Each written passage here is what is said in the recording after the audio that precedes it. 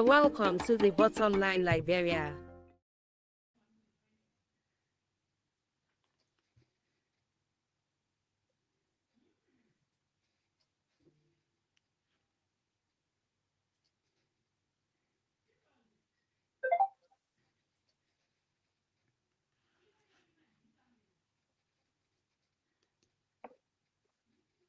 Before you show us concern, I understand. Rest in peace, Quincy B and all the other soldiers. Letting too plenty, you see the chance for me to talk. Musician, you can't even talk. The politics. The people suffer from hunger, only thought you can't even talk. The politics do the best, they come in again, leading.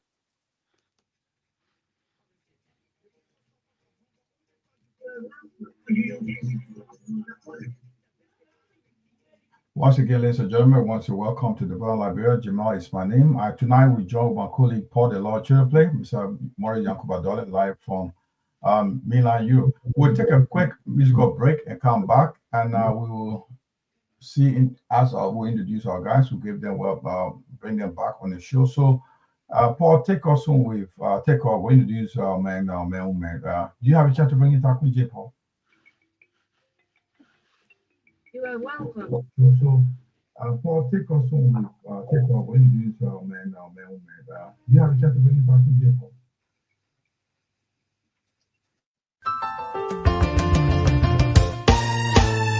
My people, where you at? Wake up from your slumber, stop sleeping. Wave your hands, come on. I know you're sleeping now, you gotta wake up some more, yeah? Okay, let's go.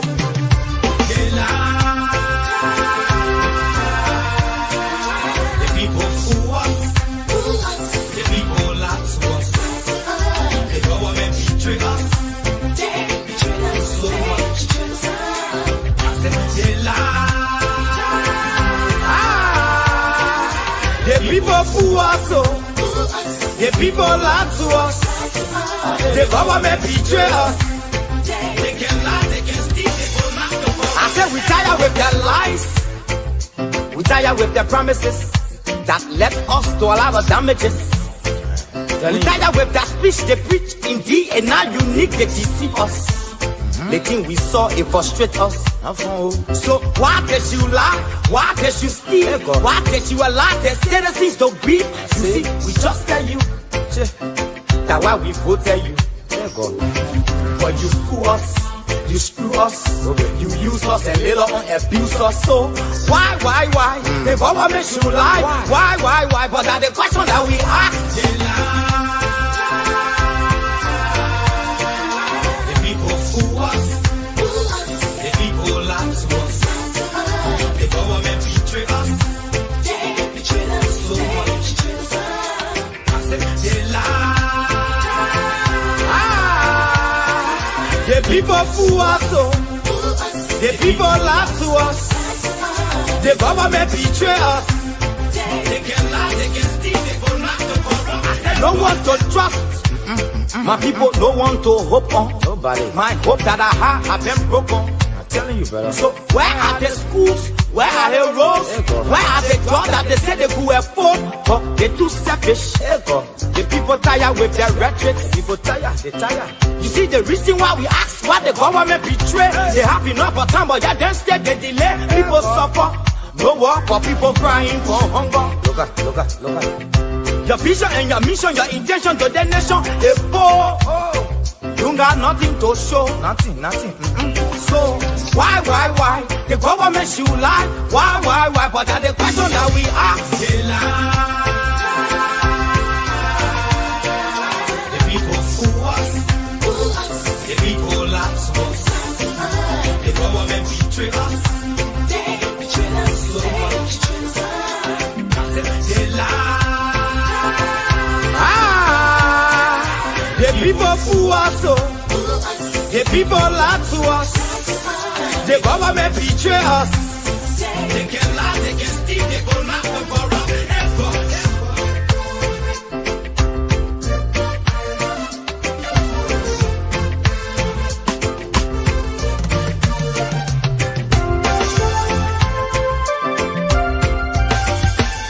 I said we tired with their tired with the promises that left us to all our damages. We tired with that speech they preach indeed, and now unique they deceive us. The thing we saw, it frustrate us. So why can't you lie? Why can't you steal? Why can't you allow the citizens to breathe? You see, we just tell you that why we both tell you. But you fool us, you screw us, you use us and little abuse us. So why? The government should lie. Why? But that's the question that we ask.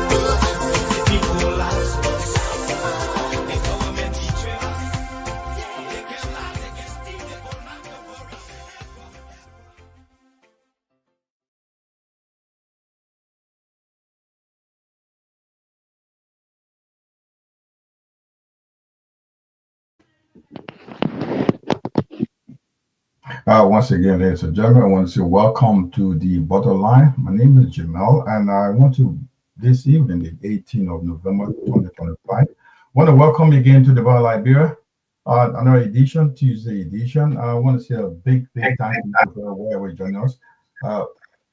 What's the first welcome? Paul, for London. How are you, Paul, today? Oh, good evening, gentlemen. The Lord Philippe is doing fantastically well.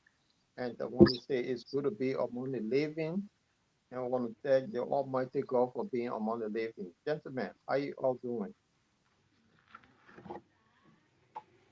Well, I am well, doing fine. Glad to see everybody tonight. And we would like to talk about important issue tonight and be neutral or whatever discussion we have. And we all will like that. We don't sugarcoat and we don't take shower anyone falsely.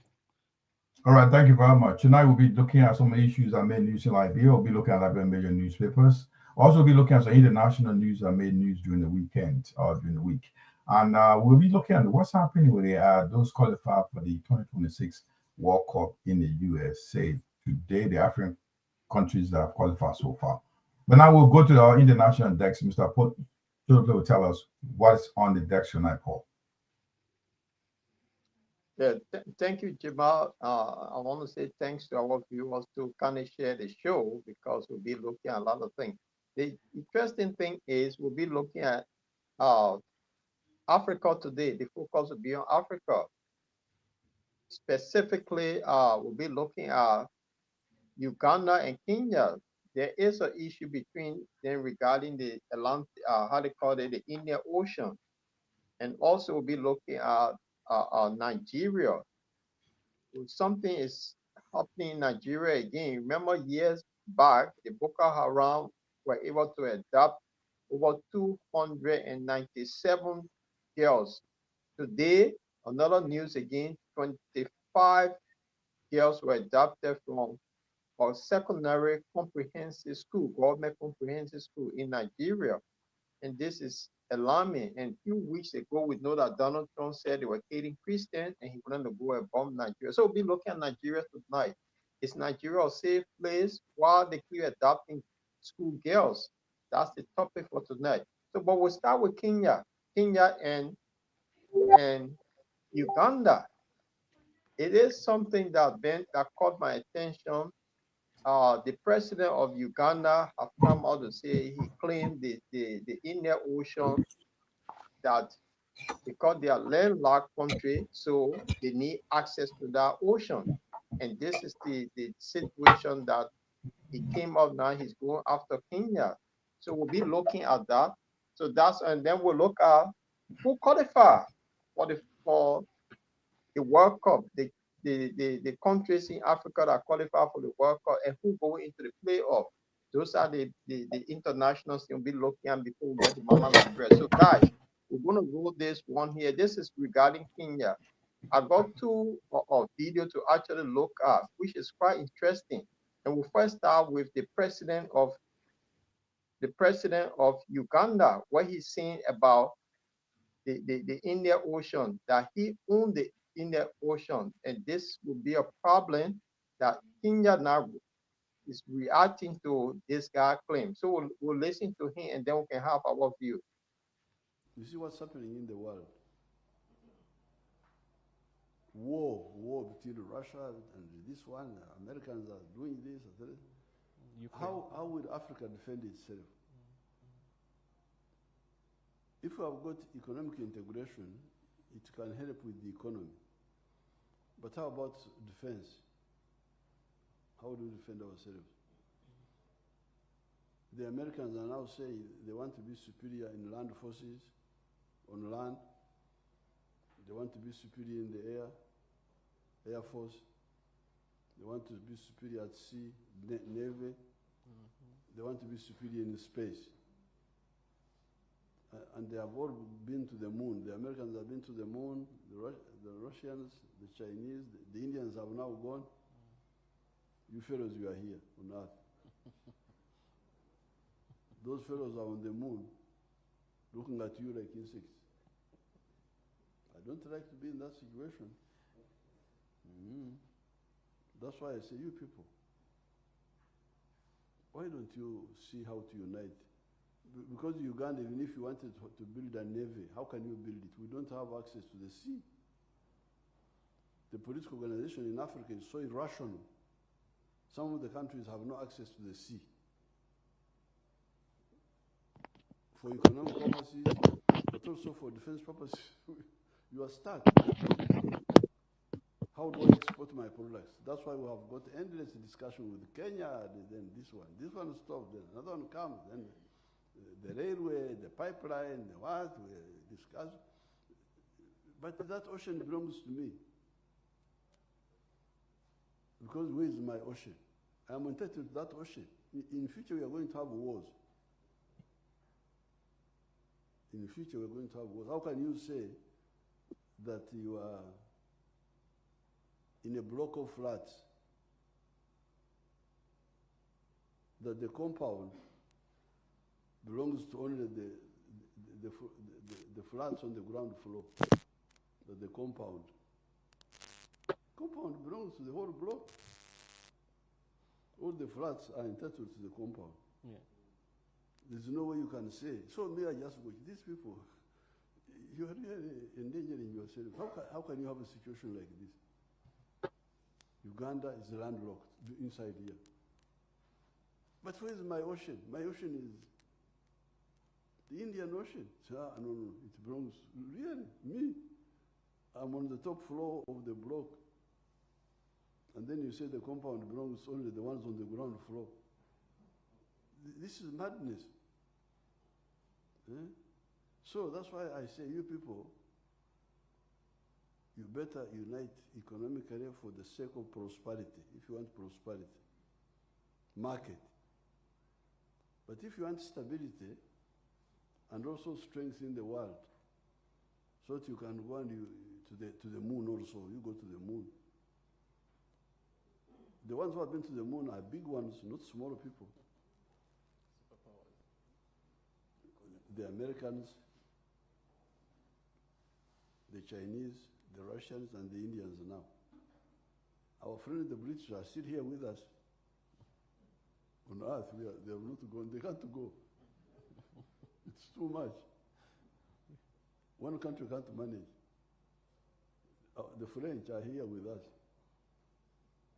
All these fellows, except those four, because size matters. So that's why we say, you people, why don't you look at East Africa so that you deal with the issue of strategic security? These are the 7 points in the manifesto. Thank you. Normally when I'm talking in the rallies, I don't have time to go into all of them. Yeah.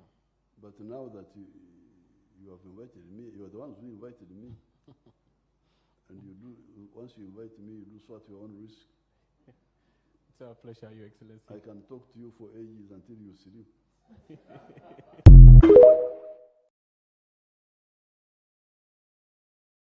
All right.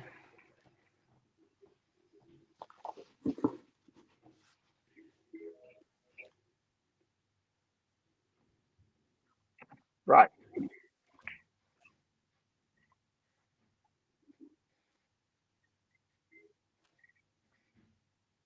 So, gentlemen, that was the first video from the president of Uganda, and then the reaction from Kenya. We want to add it, or then we can have a discussion. Let's listen to this quick one. Now, Kenya's Ministry of Foreign Affairs has downplayed threats of war issued by Uganda's President Yoweri Museveni over access to the port of Mombasa and the Indian Ocean, insisting Museveni is well aware of international territorial laws. But experts warn that his remarks, including a claim that he, quote, owns the Indian Ocean through Kenyan transit, risks straining bilateral relations and the cohesion of the East African community. NTV's Laban Shaban reports. Uganda's President Yoweri Museveni is seeking another mandate come January 2026. Museveni is eyeing his 8th consecutive term since seizing power in 1986. Come and you stand around here, and I don't have the strength to go and stand there. It is against this backdrop that the former rebel leader has had tongue-wagging remarks touching on Kenya-Uganda relations and the right to access the Indian Ocean when he was unpacking his manifesto during the weekend. The political organization in Africa is so irrational. Some of the countries have no access to the sea. For economic purposes, but also for defense purposes, you are stuck. How do I export my products? That's why we have got endless discussion with Kenya, and then this one stops, then another one comes, then the railway, the pipeline, the what, we discuss. But that ocean belongs to me. Because this is my ocean. I'm entitled to that ocean. In the future, we are going to have wars.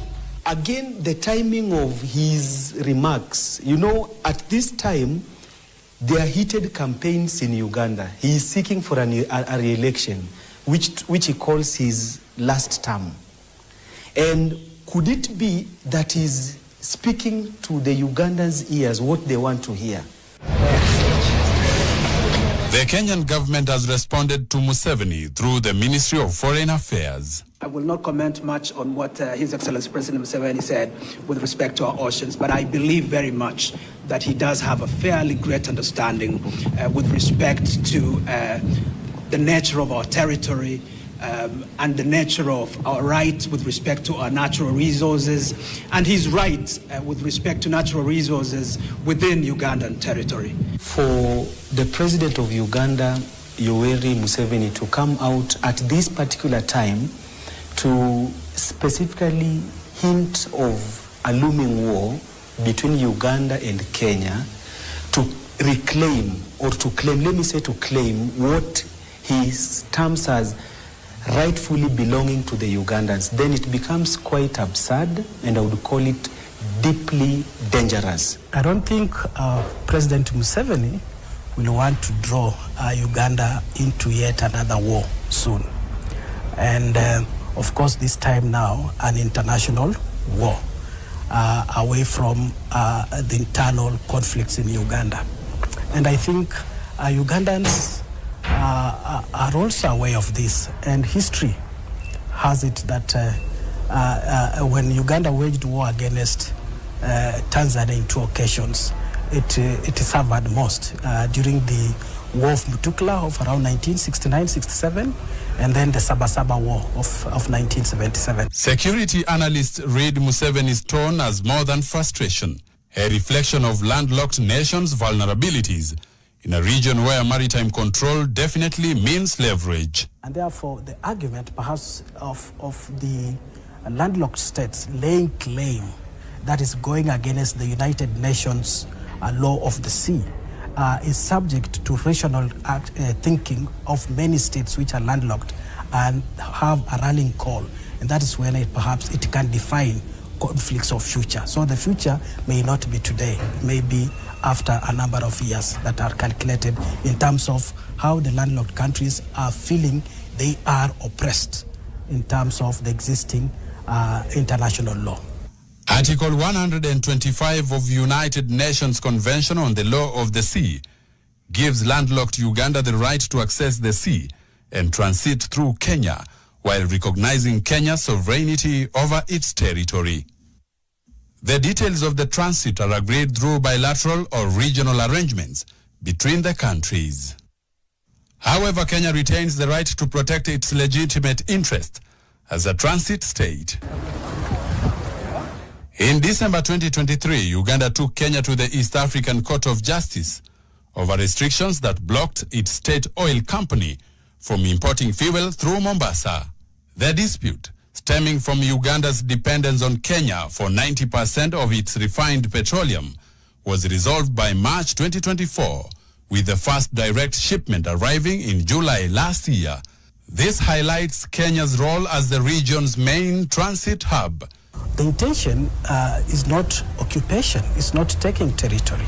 Perhaps the intention for Uganda currently is to have favorable terms of trade. Museveni's remarks come amid ongoing tensions over cross-border resources, including Migingo Island. During his official visit on 30th July 2025, he and President William Ruto signed a fisheries and aquaculture MOU, a move aimed at sustainable management and joint capacity building, and a step toward resolving long-lasting disputes around the island.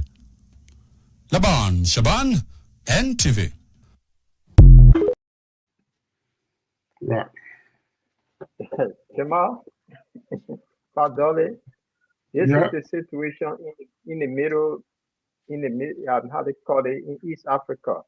You got to watch the thing, this thing about the president of Uganda now trying to own the Indian Ocean that he been landlocked. I don't know how you guys see about it. It's a serious allegation that he raised over there. So you all watch the video. Padori, I'll start with you and then Jima give her analysis and then we'll move on. Based on my observations on this conversation right now is the old man is running for the last tenths of his leadership. And the young man who is main opposition, is getting heavy momentum in the country where many people are focusing on the board to unseat him. So you have to come up with a statement that maybe basically the Ugandans want to hear, because so they will vote for him, even though he knows fully well that he's not going to do anything militarily. But you have to come up with this kind of statement so people can have more tension on him to say, yeah, this is our old man, he's seeking the welfare of our country. Because look, to be honest, to be a landlocked country is a very difficult situation. It's a very difficult situation because everything you do, you have to negotiate with your neighboring country to pass through them to you. Or any kind of thing that you're doing, nothing can be secret. So it's very dangerous. It's very, very dangerous. So many countries that having that landlocked situation, they are not in favor of being there like that, but nothing else they can do. So basically, I think so far is a political statement that has here to be. Because that situation being existing since they became independent. But there's no bilateral cooperation between them. They can allow them to transit from Kenya to Uganda, all their goods and stuff and things. So that's been going on for ages. That's a kind of system that needs to go on with Mali. Even Burkina Faso having a similar program. Landlocked. So that's why I can say in this thing here is a political statement. Okay. Thank you, Padre. Jamal, it's a landlocked country, we know that, but how can you claim something that you're not even closer to, you between two countries and all the way in the back? Yeah, Paul. The thing is this: while we understand, Mr. Honorable, the president is trying to seek a 8th consecutive term for office, we also understand that he's been frustrated. If you listen to the reports, that they've been denied access to get a product through Kenya to Uganda. And if you understand, that's a frustrating thing for them. If any president is willing to go to run for office, You will not be singing, drumming the song of war. You'll be thinking of peace, I'll bring cooperation to the country. Definitely, you will not be one of those guys who say, I want to bring war to this country. So I don't think that matched with me. While he's being frustrated, you also will understand that there's a United Nations Article Article 125 says that he has a right to a certain part of the ocean, the Indian Ocean, and which he has a right to access. So he products the goods to his country. He has no way he can get goods to his country or operate his country if it's not been allowed by Kenya. So for some other reason, I don't know the details. For some other reason, Kenya is not allowing them to go through, to have access to these particular international water that they should have access to. That can be frustrating. And also, we heard in the report that there was some oil refinery product were supposed to come through Kenya, and it was not. It was denied. So, and they've been having meetings over meetings. Now, somewhere in April this year, Kenya and Uganda signed a kind of project that will cost about 137 million to project that will get access to water resources, food and stuff. They've been going on. So these two countries have been having a lot of meetings, a lot of projects and so forth. If the woman is coming up this time to say that he's threatening war or drumming the sign of war or the song of war, that means that he's frustrated. I don't think this has to do with his leadership. I mean, we win the war in our country. That woman has run our country for 8 years. Telling Uganda now, take it to war. We're not winning any votes. We're even scared people away. So nobody wants to welcome vote in this. I mean, war closer to election, which is next year, in 2026. So he's frustrated. I think let's see his frustration. Let's see that many things are. You can't bring things from other countries through like land, Kenya, Tanzania, other countries that are bordering Uganda through land. Major supply has to come through sea to Uganda. So what I think at the end of this, the bottom line here is the African countries or AU has to come to discuss this, see how they have some kind of understanding where these Uganda can have access to these water, international water, so they can transport or transship or bring in their goods, the product, essentials goods, product to that country. So this is how I see it, Paul.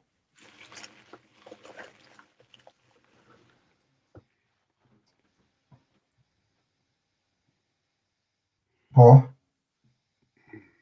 Paul, you are muted, please. Paul is not following. I think Paul has some technical issue with his system. So yeah, we'll go back to, we're looking at what the issue in Uganda and Kenya, the fight over international water. So Paul has some issue with Paul. While we're looking, I want to take a quick break while Paul try to get himself up together. So let's have a quick break, and Paul will come back to take us through international news. All right.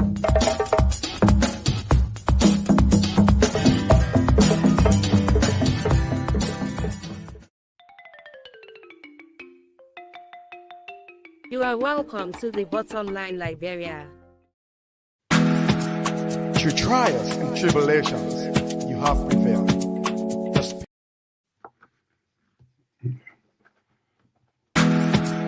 Through trials and tribulations, you have prevailed. The spirit is unbreakable, never derailed. With a rich heritage and culture and grace, Liberia, the wonderland we embrace.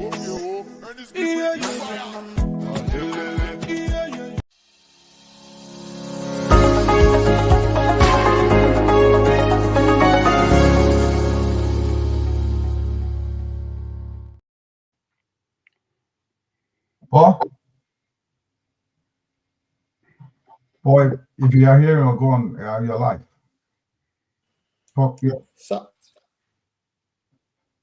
going, Paul. Hold on. Yeah, you guys can hear me now? Yeah, loudly. Go on, please. Am I coming through? Right. Yeah, sorry, this internet is fluctuating, so sorry for that. Sorry to our audience for that. But yeah, you said it all, Jamal, and you adore it. So I think this old man, because he's going for election, he's not. Maybe he may not. So he want to create a situation to.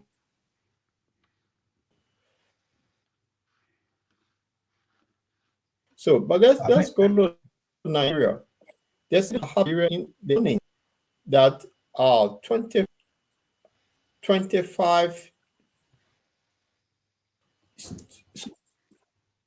school girls were adopted from their school or government comprehensive school in a town. We remember a few years back, Boko Haram, they seem nothing but adopting 276 students. So I don't know what is happening, but you guys can talk to us.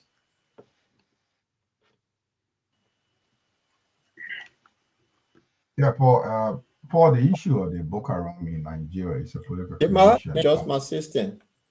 Yeah, the issue of Boko Haram in Nigeria is a political creation, Paul. And not only that, and also you should also understand that Nigeria is facing too many social issues, and we will find people having a livelihood getting into kidnapping. And this has been not only the Boko Haram, it's very common in Nigeria where people are kidnapped and will have some reward being requested. So it's a daily life in Nigeria. So we don't. I hope the government of Tinubu will be able to straighten up his position to make sure the kidnappings are stopped. The young people don't live in fear where you have to take your young daughter or your children to school where you expect overnight. The news is like your children have been kidnapped and been taken by on government. And what happened some years back when little girls were kidnapped? Also, they came home pregnant. And that's another story. But a lot of things has been going in Nigeria. Nigeria is a very complicated situation with regard to the social life, the living condition of people, and things are difficult. But it's hard to explain that how Nigeria have overcome these so-called Boko Haram, call themselves jihadists or the Islamists. I think that have been termed to be, but I think they're more than that. These guys, they are going to their religious centers, to their churches, synagogues, and mosques to kidnap young teenagers. Teenagers. And eventually, after some years, they all be raped and manhandled. If there's a way the government can put in more funds and put in reinforce the security to make sure the situations be put under control, it would be a good idea. But I don't believe I don't want to buy into the situation where Trump is saying that you come and clean the area where the Boko Haram is much more of a religious Islamic fundamentalist or Islamic jihadist trying to kill Christians. It's more than that. I think he's making some serious mistakes. I think Trump is a good newsmaker. He will finally understand the issue. He's a president that has been briefed on this issue, but he would just turn his back on that and make statement that just start to get some news around him. So a celebrity president like Trump won't surprise me if he makes a statement like, "Oh, we're going to clear Nigeria, we're going to kill or get those guys who are killing the Christians." So Nigerian problem with the kidnapping and the school children or students from home from very dormitories and hostels is one more than being religious. It's also for social issues. It's all for political issues. And before then, Paul, most of those oil-rich counties or states in Nigeria, they were involved in kidnapping a lot. It was what they were surviving on. If you kidnap and you are called for a good ransom before you get, then you get like $2-3 million being asked for. Most of Nigeria, I remember was one time, I think this guy, a former Chelsea player, who I think dad or relative was kidnapped. He was playing, so he was involved. So you ask for some money, you have to pay. So kidnapping in Nigeria is not something new. It's just the unfortunate thing is happening to students, young girls that are in schools, are in hostels, are dormitory, trying to live their life overnight, to be run over and be taken away to a new destination and be sexually harassed and manhandled. That's the unfortunate thing. So the government of Nigeria need to step up to protect these schools and most of the dormitories and other vulnerable centers. Young children, young girls have been attending.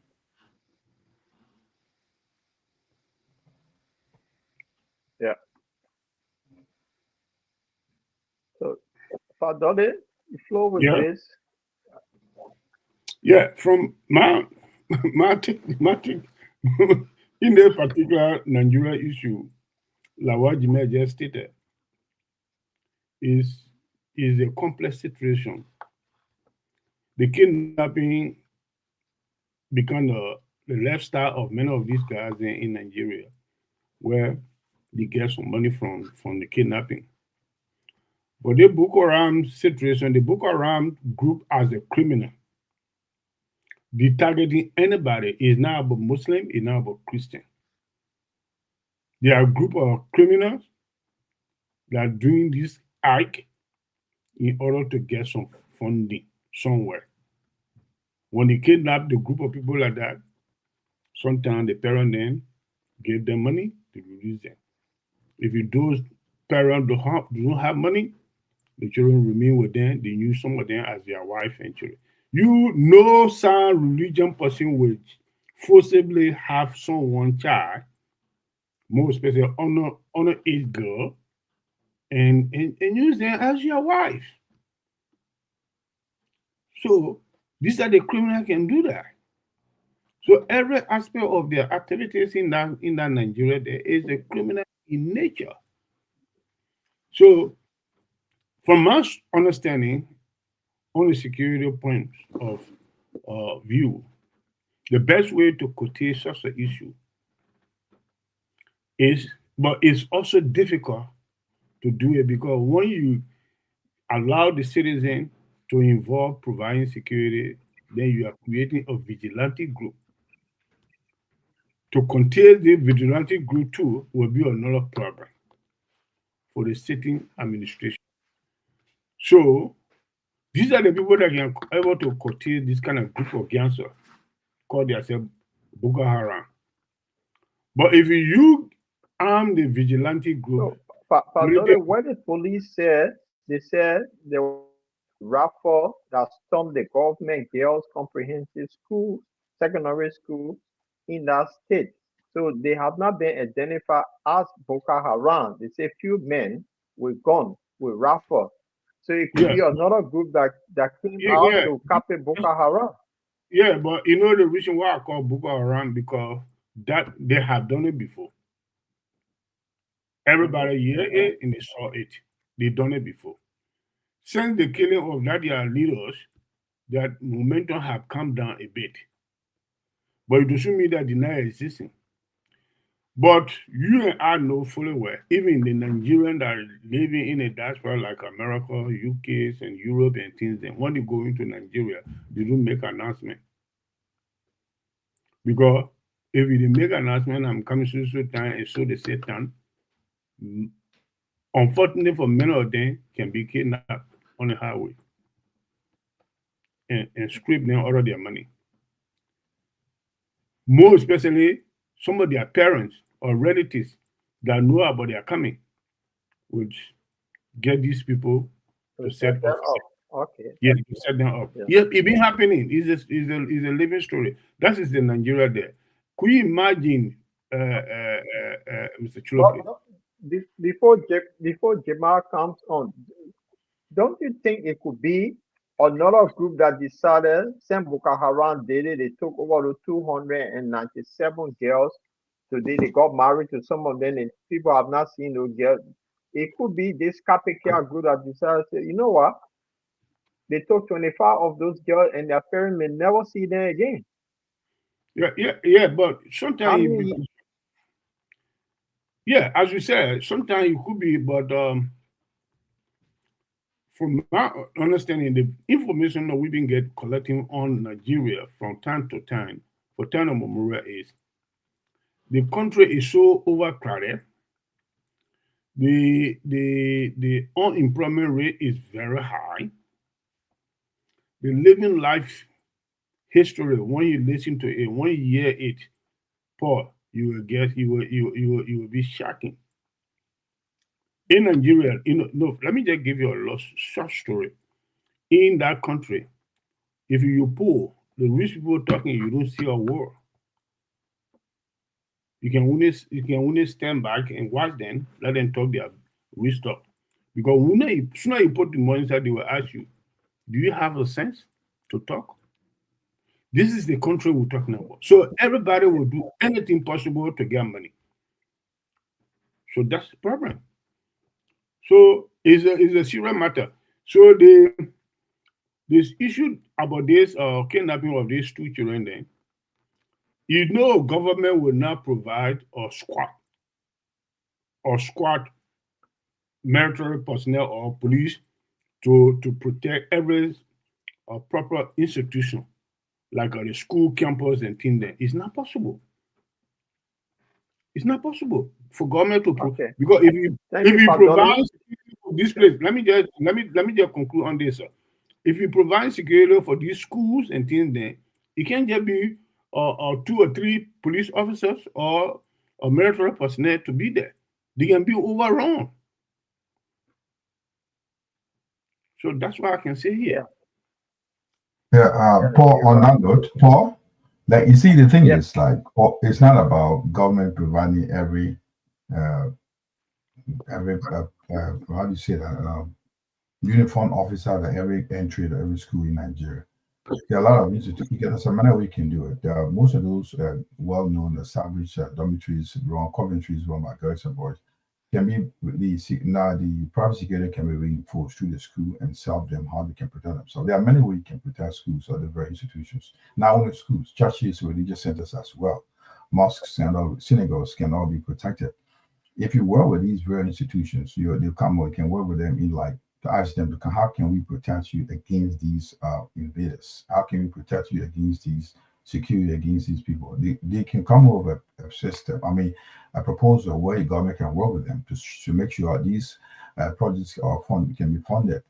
That will not get the security involved into the might overwhelm the security because they got other issues, national issues to look into. Well, let's also understand that the protection of the citizens is your right, but you need to work with the various institutions. These various institutions like the schools and religious centers to see how we can protect our children.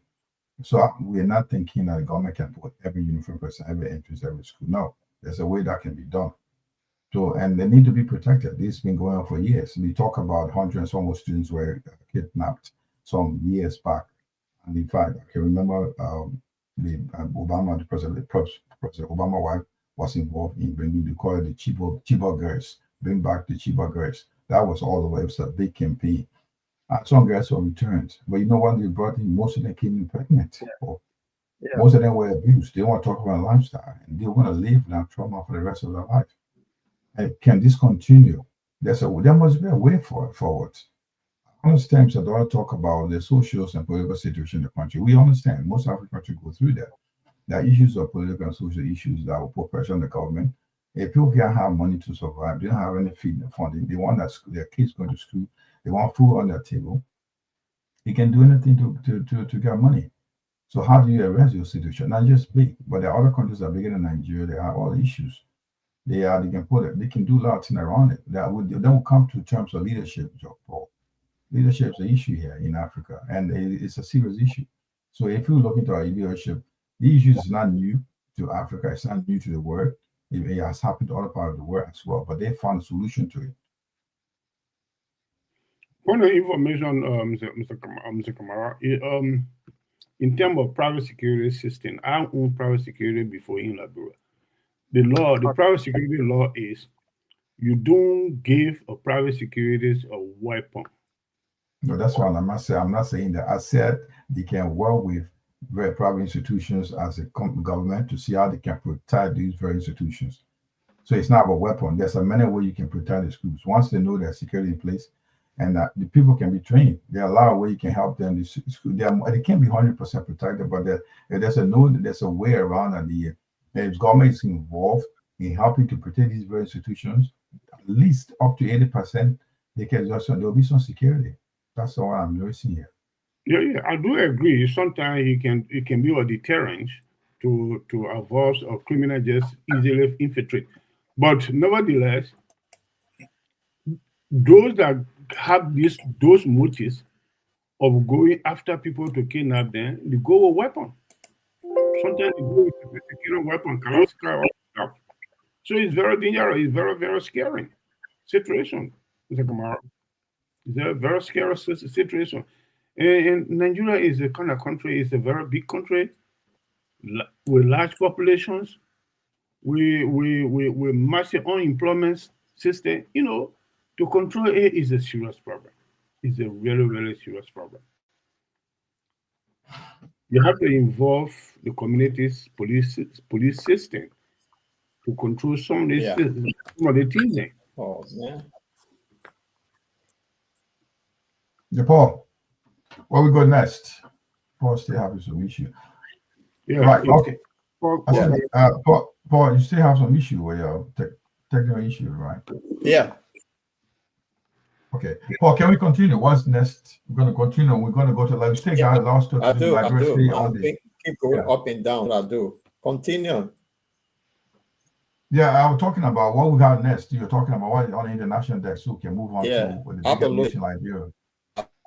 While trial be in and out, if you guys can hear me. Yeah, go on, Paul. What's next? What we're looking at next now? Right. So thanks, guys, for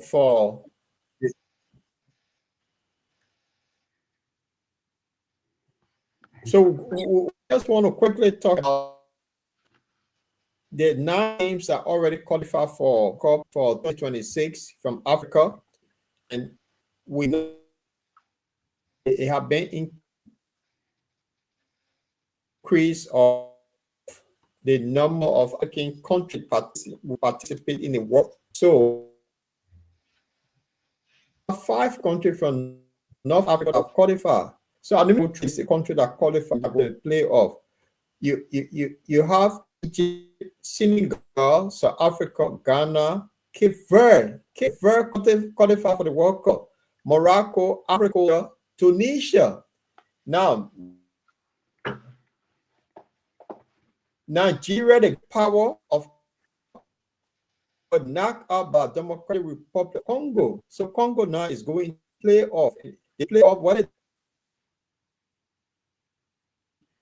the Middle East will play a team from South America. The winner of that game will be Congo. Congo beat them. Congo will join the 9 other countries for the World Cup. Okay. So, Jamal, if you can. Paul, I think you need to come out. We are struggling to get you. You can hear me? Yeah, really breaking. You're breaking in. Hello. So we need to put a hold to what you do, and you got to come back in. Nobody gets what you're saying right now. So we'll take Paul out. We'll go straight. All right, let me floor back. So, okay, guys, I'll take you Paul out, and Paul has a technical issue to, Paul is going away for now. So we'll be going back to what is happening right now. Paul is on the international desk, and but now Paul is not giving much. He has some technical issue. So all I want to take you back to, I'm going to take a quick break. We'll come back. We'll be looking at some what happened in the news in Liberia, something major news in Liberia. We'll be looking at some, the new buses in Liberia, other issues that are making the headline in Liberia. We'll be looking at it, want to hear what we think. So we'll take a quick break, and we'll come back. We'll discuss Liberia. All right.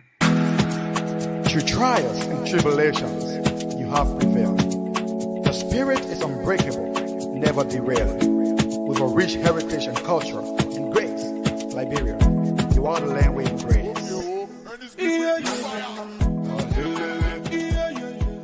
You are welcome to the Bottom Line Liberia. Yes, indeed. You're welcome to the Bottom Liberia. Liberia, the land we embrace, the passion of our land. This is Liberia, our country, where we are doing. Ladies and gentlemen, once again, wherever you join us from this Bottom Liberia. My name is Jamal Kamara. Tonight we have with me Paul Delorge. He's struggling to get. He has a technical issue. He'll be joining us soon. Tonight we don't have one of our good our co-hosts, which is Mr. Francis Mona Mensah, who is away on some personal assignment. We also away from the world tonight. Now with on the platform tonight is Leopold Agongwa, who is bereaved. So I want to wish all those away from. I want to wish them a pleasant evening. And if you join us wherever you join us from, we say welcome to the Bottom Liberia.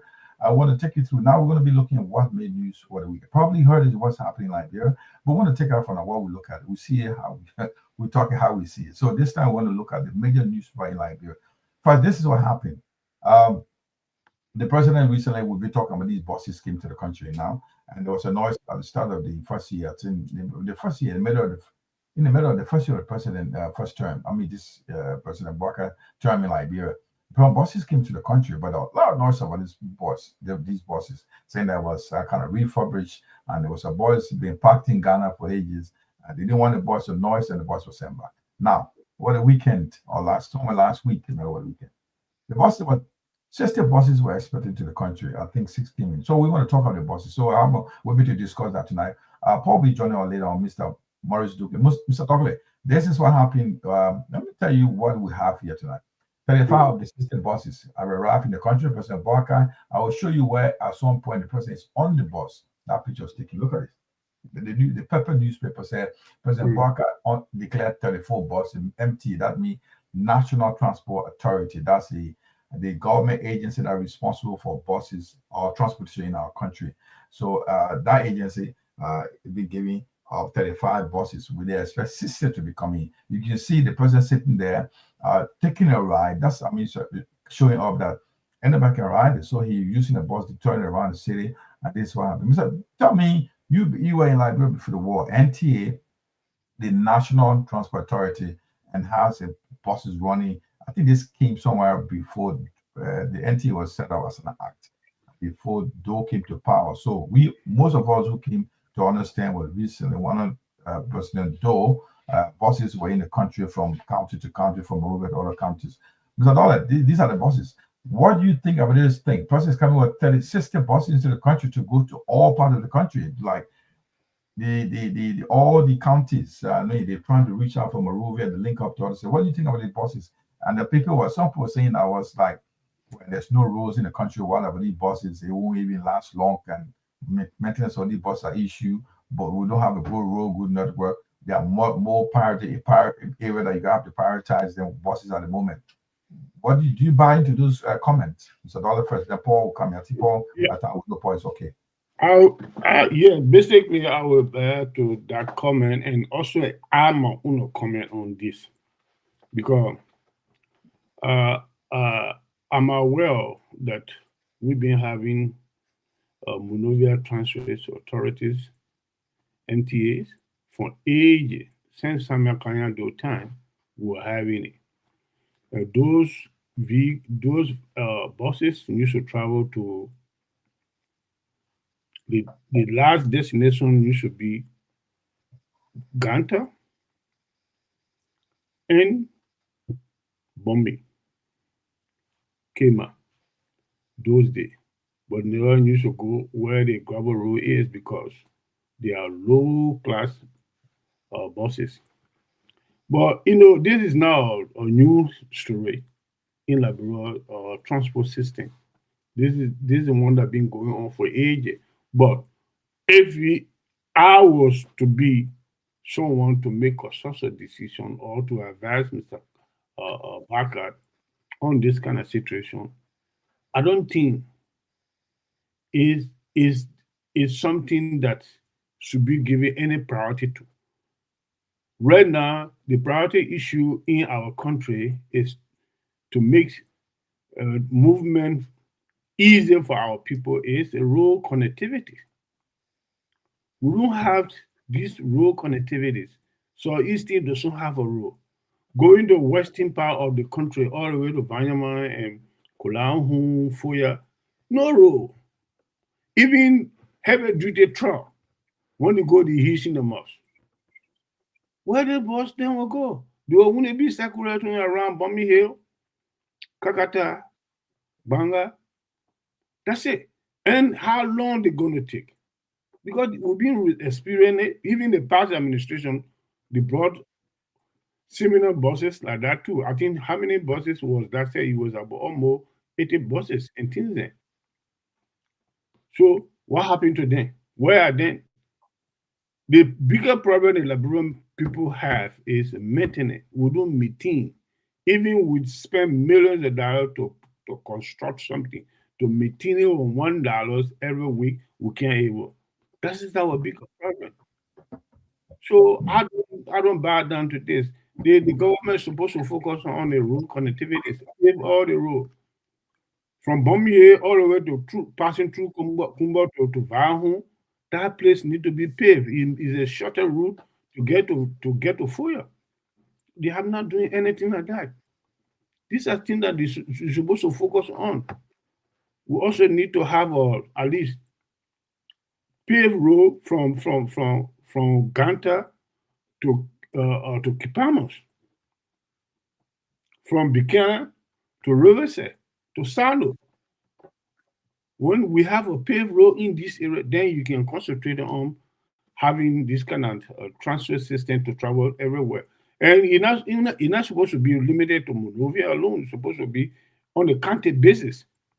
You're supposed to be in a various counties to at least to transport citizens from one end to another. But how possible is that? It's not possible. It's just a waste of time and waste of money. Just a unnecessary political, lottery. That's why I see it. I don't give them to it. Okay, Paul.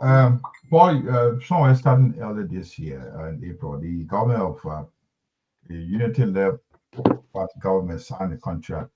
When the NTA, National Transport Authority, signed a contract group called IBK or something like that, which they were giving 500, half a million to bring in 10 buses, 18-seater buses to the country to make sure major cities in Liberia are linked into ease transportation. We were wondering, like, if the roads are good, the government of Liberia say, look, we are working on the roads to connect you to Maryland, to Harper, to Greenville, Grand Jide, other chain, other places, as well as Roberts Field, Roberts Port, and coming down to Vonjama.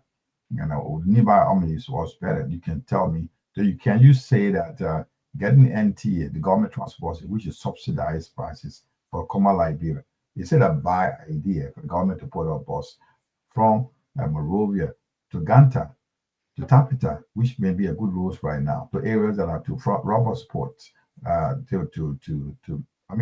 roads that government is working. The government is telling you in the next 2-3 years we'll be having good road network. So we're giving these buses to reduce to ease transportation, so people can easily have a way to get to those places. More especially holidays are coming, Christmas is coming. Many people want to go to counties, leeward counties, to celebrate with their family.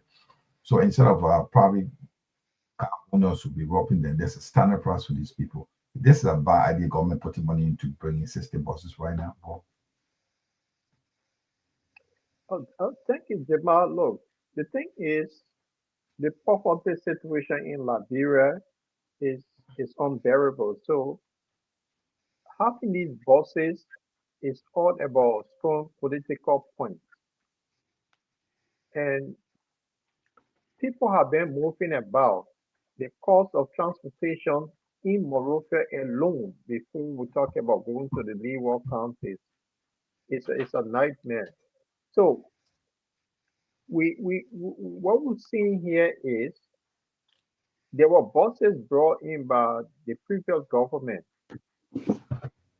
What became of those buses? And Padori said something about maintenance because we don't maintain things. Okay, so if the roads are bad, why would you want to buy buses that would you use on a bad road after a few months and that the bus becomes damaged? So because of political point, this guy will do everything.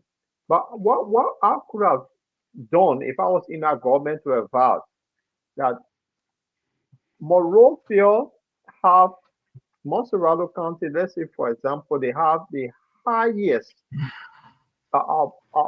population in terms of movement. So what they could have done, have some of the buses to do of how they call it, set just to ease the commercial situation in Monrovia first, while they're concentrating on widening or doing this road network. So if you've done the road network, finish, and then you say, okay, we'll invest heavily for people to travel to those leeward counties. But that has not been done. You come out with 35 buses of a system, which is a good thing to ease the burden of the people because of transportation. The population live on $3 a day. It's a good thing in the eyes of many people. But then, will those buses be maintained? That is the question. So I'm seeing it as this is a political storm that this guy came up with because we know that election around the corner, this guy want to score points, and that's all about it. And what on earth will the president be in those buses? He doesn't have any priority that would benefit the country. Then he's going around to showcase 35 buses that anyone could just do.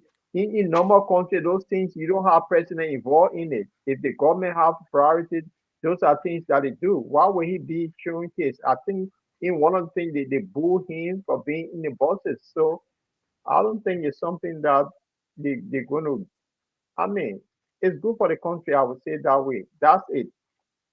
So what if they were going to JFK and think to put a lot of stuff there, or most of the government hospital, then you say, yeah, we're doing something, but something that will not last.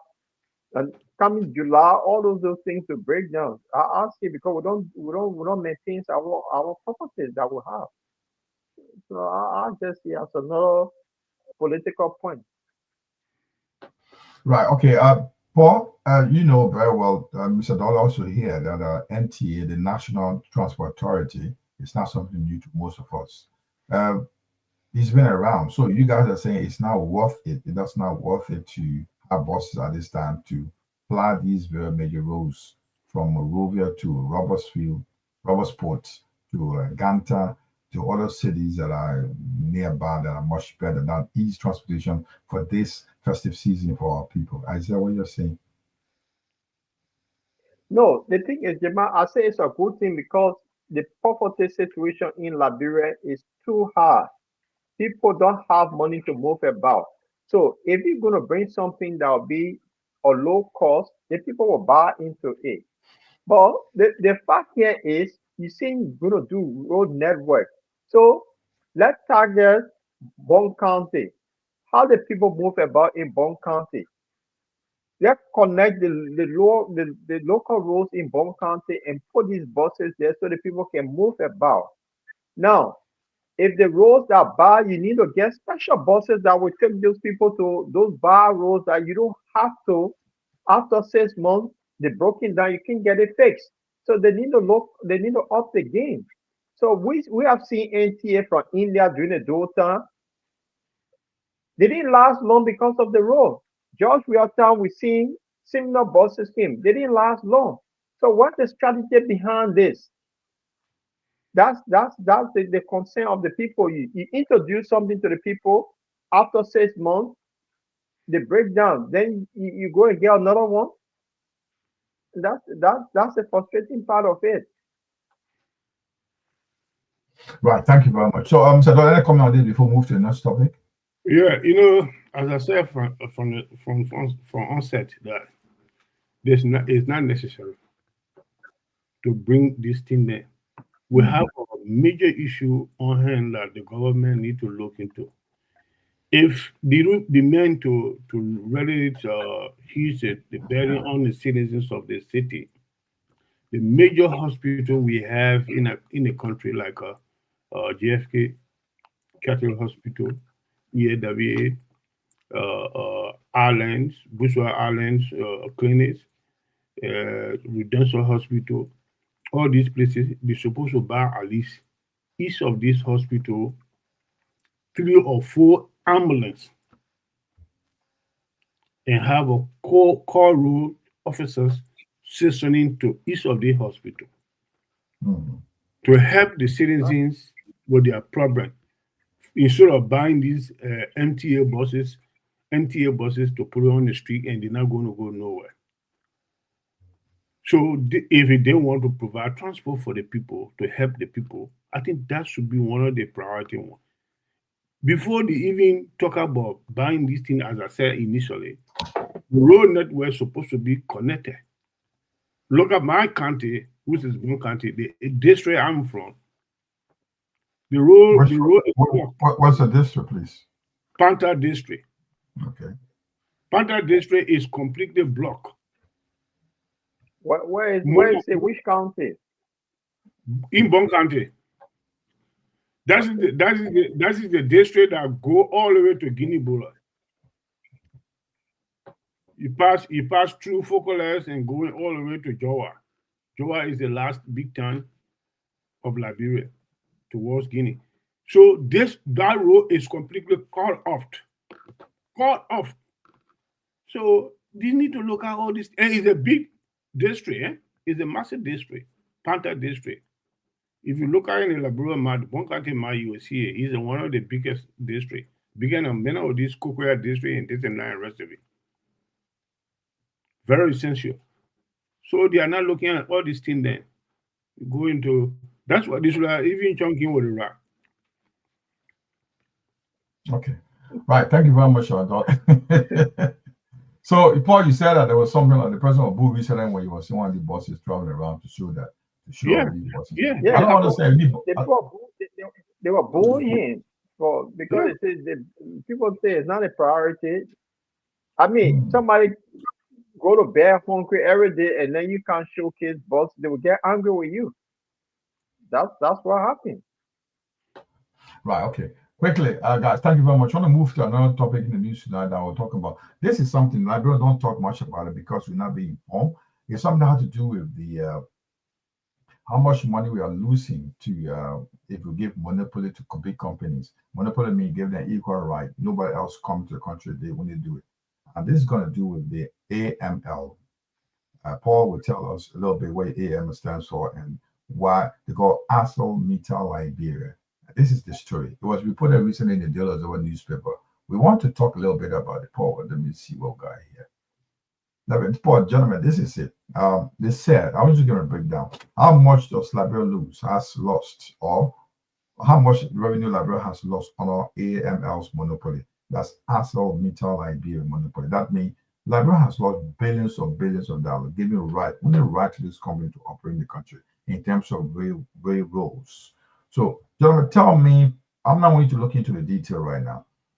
What is the danger of monopoly to countries like Liberia, emerging economy like Liberia? You tell me, what do you think?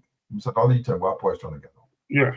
Monopoly is now bad, is now a good decision in terms of underdeveloped country like Liberia. Mm-hmm. The system must be open to everybody who will come in to make an impact. Okay. But if we monopolize the company systems in our country, then you are enslaving the citizens of the country, which is not correct. More especially countries like Liberia. We need a comparative. People come from different areas to do comparative, to invest. But equally so, if you see today, to be realistic, Mr. Kamara, no company going to Liberia. Besides those companies there, no company going there. The reason is, let me tell you, because we are not providing security for our own citizens before we talk about providing security for foreigners. So the few companies that are there right now, they know how to navigate their ways in between us in terms of insecurity system. So they there. And the government is trying to renew this thing there because that's the only people that are already used to their system. Because the other new people that are supposed to come, they stay scared to come because they see no security. The law, the rule and regulation is not performing properly. That will give anybody leverage to come to the country to make a huge investment. So obviously they will always go for this kind of monopoly system because they didn't have no other option but to just give it. Okay, thank you. For the issue of MAL, the ArcelorMittal monopoly over railways in the country, that's what they're looking at. Eva Hall, which is coming to use to transport their iron ore, their products, or the produce from Nimba through Gambasa, or through to Port of Buchanan to be transported out of the country. They're also bringing in another revenue. So from the recent agreement or contract signed with Eva Hall, tell us that in collaboration with discussion with ABL to use the railroads, show that there was another source of revenue. So we don't know this, Paul. Like, with the other companies should have been given a right to use the railroads to make sure, because Liberia is strategically situated in a way that, like Guinea, instead of coming from Nimba, transporting the iron ore from Mount Nimba to all the way to Conakry to be exported, to be sent out, it's costing them millions and millions of dollars. So the easiest and the shortest way is from Nimba County, which is Nimba is where the Mount Guineans Mountain is. Mount Nimba is it's in Nimba County, literally in Nimba. It's not far from It's somewhere in Lamco area. So getting that connecting to the Ghana is shorter. It's the shortest route for a new company that working with Guinea. So that also bringing another revenue. So that was being controlled by AML. That's ArcelorMittal. So our railroads have been controlled. So they're saying about the monopoly is costing us $18.4 billion. Paul, do you buy into this? Well, the question here is the railroad owned by ArcelorMittal in the first place? They will be giving monopoly. The government getting a monopoly to run it. You see, so the government know that the HPL that want to run that road, there'll be another income generation. If they give somebody monopoly, that person, it will stop their competitor. And this No, is but the what are we looking situation at? So let me we're faced with. let me get the situation. This is what in the past. Now we got to realize this when these HPL and Ivanhoe came into existence. We got to know that, oh well, wait a minute. There's a way if we open up our company so to exclusivity or monopoly to a company, well, we are stopping other opportunities coming in. Now we begin to realize that AML having power on this, it costs you a lot of costs us to lose a lot of money in Liberia. So Paul, have you got a call coming in? No, Hello, that's Paul. somebody just said. Okay, go on. Go on, make your comment, No, Paul. somebody. Yeah, the thing is, become an internet. Somebody just say hi. I want to welcome Joshua Patakoli, who have been following us for a very long time on the bottom line. It's good to see you, brother. And keep tuning in when we're on. Yeah, Jamal, the thing with Liberia, people don't look at things strategically, and if you get monopoly over something, that means you're not going to generate money from other people. This is why it is. So ArcelorMittal knows that these guys are in the same business, and you get a monopoly, so they'll block the other people from not bringing in something. And that's the common sense in it. So I don't know how you look at it, but the common sense tell you, if I get monopoly over something, and I know my competitor on the other side, we're in the same business, I will try to block them. Okay, this take me to another discussion, gentlemen. I may divert a little bit. Can you tell me which businesses in Liberia only Liberians can run it? Do you know any of any? Like only Liberians are allowed to run it without any other foreigners doing it? So many of them. You can do cold water for Liberia. You can sell ice cream. That's Liberian business. You can. What do you mean cold water? Petty. Aqua. What do you mean cold water? The plastic bear water are Liberian business. For Yeah, example, but it's a Liberian business. Tell me businesses Liberians are allowed to do, foreigners are not allowed, or they can only partner with foreigners. Do you know any? Because what I'm looking at right now, how much of a Liberian don't have the financial capacity to do it?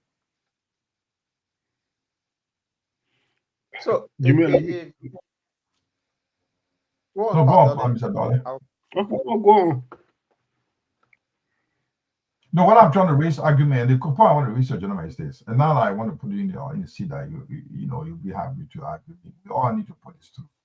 There are businesses in Liberia that other foreigners are getting involved to do, which are allowed to Liberia to do. When I remember when we were growing up, those try to renew these liberalizations where specific companies, I think you can list, so probably next time we'll discuss this. There are specific businesses in Liberia are allowed to do. Whether they have money or they don't have the money to start, no other person should do it. Only Liberians are allowed to do to get a chance to grow. Right. And the government should be able to invest into those businesses to make them to grow. So you know what I'm coming from. What I'm talking about, we'll come to it when we talk about the budget. For me, the last time we reviewed the budget, we'll probably in a couple of minutes from now come to the budget. There was nothing like, how do you expect Liberians that are starting businesses to put in money? Before, this would be an agricultural bank where farmers were involved. They got assets bank in Liberia, private company in Liberia. How much government is putting in there to make way into young startups, businesses to start to grow? Or you and myself that are here want to go to Liberia to set up business. What are the enabling environment government is giving to you? If it's not money, what other opportunities to give you to grow as a common business? Are you carrying solar energy business to Liberia? Are you the only Liberian to do it, or other people do it? That's the question I'm asking. Then come back to the monopoly. Because when I come in, when I went to Liberia a couple of months back, we Liberians are buying. What are you talking about? There's no Liberian. I don't know if any Liberian company that have the plastic bags that have been produced. It's not being produced by Liberians. Liberian bag for foreign business are set up there. The machine that produces it, probably they will buy it from Asia and bring it to Liberia or something. Most of the businesses in the country, Liberians are giving the opportunity to grow. But then the question is, are they are not stopping Liberians from doing it, but is the government helping really making us there? Are they really empowering Liberians to have the idea to grow, the good business idea that they can able to support them to grow, to also challenge other people, other foreigners are in the country? Because you go to Liberia, most of those businesses are being run by other non-Liberians, and the Liberian government is not giving them the chance to grow. That's my point. So come to the era of monopoly. So if we losing 18 point some billion dollars because of monopoly, somebody is getting brown apple at the end of the year, then why do you expect other Liberians will still remain in poverty until their kingdoms come down? I don't know, their kingdoms come. Yeah, let me Jamal, the liberalization that you talk about, you see the what we call the Indian men have for store, those things supposed to be for Liberian. So I'm not against them having a show. No, Paul, they should have a show. We should have competition. Yeah, go on. Yeah, sorry, I know there's so you see, if you bring a foreigner in, those petty business like I would call it having a shop, it's not something that you have foreigner competing for. Those are all Liberian businesses. That's the point. So a foreigner competing in those businesses, I mean, Liberian will not be able to get it. That's one. Clothes. Liberian can travel over and bring clothes, but foreigners also doing it. So if you go to Ghana and other places, RC, that's not one of my arguments. Yeah, let me come in. I'll give you a chance. Now, I want to open up so we can all discuss this. Paul, I'm sorry for interrupting you. What I'm trying to say is that since 1976, some of us were not even growing up yet. The liberalization policy came into existence. 1976. What does that mean? It was aimed to empower local businesses and reduce foreign dominance. That's the key word. 1976, the government came on out. Look, we'll make Liberian. We want to give Liberians the chance to grow, right? But then, how do you make them grow? Empower. The word is a big empower. How do you empower the person? Creating an enabling environment, giving them these resources, right? Some of them have the skills. They don't have the money. Some have the money. They don't have the skills. This is, one way or another. How do you support them grow? The last time when this government came to power, Paul, they said to us, the PPP, you know that, private-public partnership, right? They were talking about that. That was the terms of using 2 years ago. But it was a word they used a lot, but there was nothing set up in terms of how to implement this PPP. So if you go back and ask them, their PPP, where are we going with the PPP? There should be an institution that's well versed into the PPP will help Liberia to grow. Okay, like that PPP are coming forward. This is it. Government said they don't have the money. Right. I will bring my money. You work with me as a business partner to reinvest in something. But then you help me to get my money back. Private, PPP, public-private partnership. That was it. Government together with private company working together to build, because government doesn't have the money. Now, coming down to 1976, liberalization policy that was implemented aims to empower local business to reduce foreign dominance. That was the argument. Now, Liberia, go to Liberia. You know how many of our people do it right now? Go down Waterside, go to Gorbachev Market. They're into it. You know what the petty trading are doing? They're selling used clothes. They're selling food at what is the name again? What is perishable goods that 2 days, 3 days got rotten, which they can't even preserve, they can't even keep anywhere. So how do you expect them to make money? Then coming down to the issue of monopoly. Then you give me monopoly to AML to run the railways in the country. Now we're losing $18 billion. So Mr. Dollar, go on. Yeah. Okay, let me just give money to India to the brain rice. Yeah, listen, Jeanette and Paul Slope, let me just bring something to your attention. The liberalizations law being existing in our country for ages, but to have it fully implemented, it was done one time in the late Samuel Kanyado administration. And they banned all foreigners from having the agencies. The agencies was based on the petroleum agencies and the rest agencies. Only citizen can have that agencies. But what happened at the end of the day? You will come and do a collateral.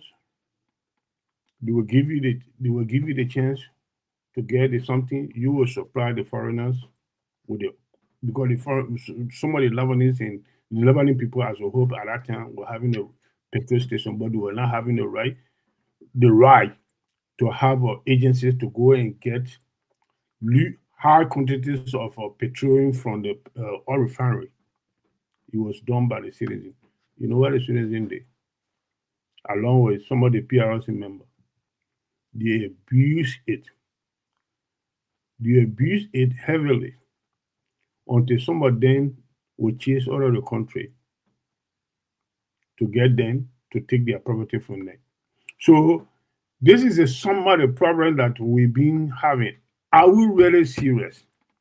Otherwise, the law being existing, but sometimes when they give the absolute right to the citizens to do it, majority of them have been abusing that right. They never run it properly the way it's supposed to be run. You see, country like Ghana and things there, like what Paul was just saying, are there any Lebanese male or foreigner to open a store, corner shop? No way, you can't. And if you have any major entities in that country, you have to be in collaboration with the citizens. Okay. You have to work on we understand that. These are some of the problems we have. Let we control our conduct first before we try to enforce this kind of law. Okay, Paul, we'll go back to this. Paul, I'll come back to when President Joshua came to power. I think I remember one line he read in his speech. He said, "We will not be outsider anymore." You heard that he said that? We'll not be spectators. We'll not be even a fan before we will not be spectator. We'll be the one that we'll be in the driver's seat. We'll not be the passenger, we'll be in the driver's seat. And that's also, if I understand what he was saying, what it meant to say, we will take the lead road, we will lead. But then the question is, how do they help us to lead? I'm not talking with President, we are talking about the past leadership from Samuel Doe. This liberalization policy was enacted by the William Tolbert Jr. because Tolbert had a dream that Liberians should take their own destiny. They should help to, shape their own destiny. So he was 1976 talking with the act that Liberian liberalization policy. There are some business listed like only Liberians are allowed to do. But if you have to do it, a foreigner has to do it. You have to open company together with Liberia. But now, they creating the enabling environment to make you to be is still facing challenges. What are something? The Labor Ministry recently there was in the news. The Labor Ministry is going to crack down on Chinese workers. Liberians are crying. The recent report from the IMF saying that this government did not do well in creating jobs. But then Chinese are having jobs in the country. Many of us Chinese are coming giving a visa, working a visa in the country. When Liberians don't have jobs. Liberians don't have jobs. This is one of the weaknesses of this recent government, the present government. They all their school cash shoes that they wear here and there, but they can't create jobs. But if we can't create a job, where Chinese getting job from? It happened in Angola when go on. Emma. Yes, go on. This government, when they came to power, they came with something called the arrest agenda. And that arrest agenda, if you look at it keenly, they have not even implemented their own arrest agenda. And you talk about the private, how they call it? PPP, public-private partnership. Public-private partnership, PPP. Exactly. But that's what they started saying. They're saying that they don't have money. They told us they don't have money at the start of the program of the year. Well, if you bring money, we'll give you business to run. We'll work with our partner. You give us this, you reduce the cost for our citizens. Let me tell you, let me simplify the process. You have the money, Paul Cholo plan. What you want to do? For street light from EOW all the way to St. Paul Bridge. Put street light there. Yeah. What kind of street light? We want you to, they'll give you the conditions though. I'm not simplifying it, just to simplify it. We'll give me solar lights that will be effective for how much you're going to do. Oh, I'll charge the government $50 for one pole to maintain and keep it for a year. Not every month, government will pay me, but I'll reduce the cost. Government will go in agreement with you and see if it's something suitable for them to go into. Because the government does not have the money, Paul can provide the funds. But then the government will work with Paul to make sure these policies are implemented. Paul gets his money back because Paul is a private business. But now, this is what it told from the start. But then what we expect the government to do was to come up with an institution or with a ministry that will able to handle the process. So people with money outside, because the government is crying they don't have money, so people can bring the money. Okay, I'll give me this project. I'll implement the project. Then we got MOU and come into contract and make the agreement to do the job. Nothing's happening right now. Now, if you want a project in Liberia right now, there are too many vampires out there. They all want cuts. You got to make commitment to them. You bring your money to that country, Paul. They're asking you how much I'm getting. You know, you start getting the business there. They're asking you how much you're going to put on the table for me.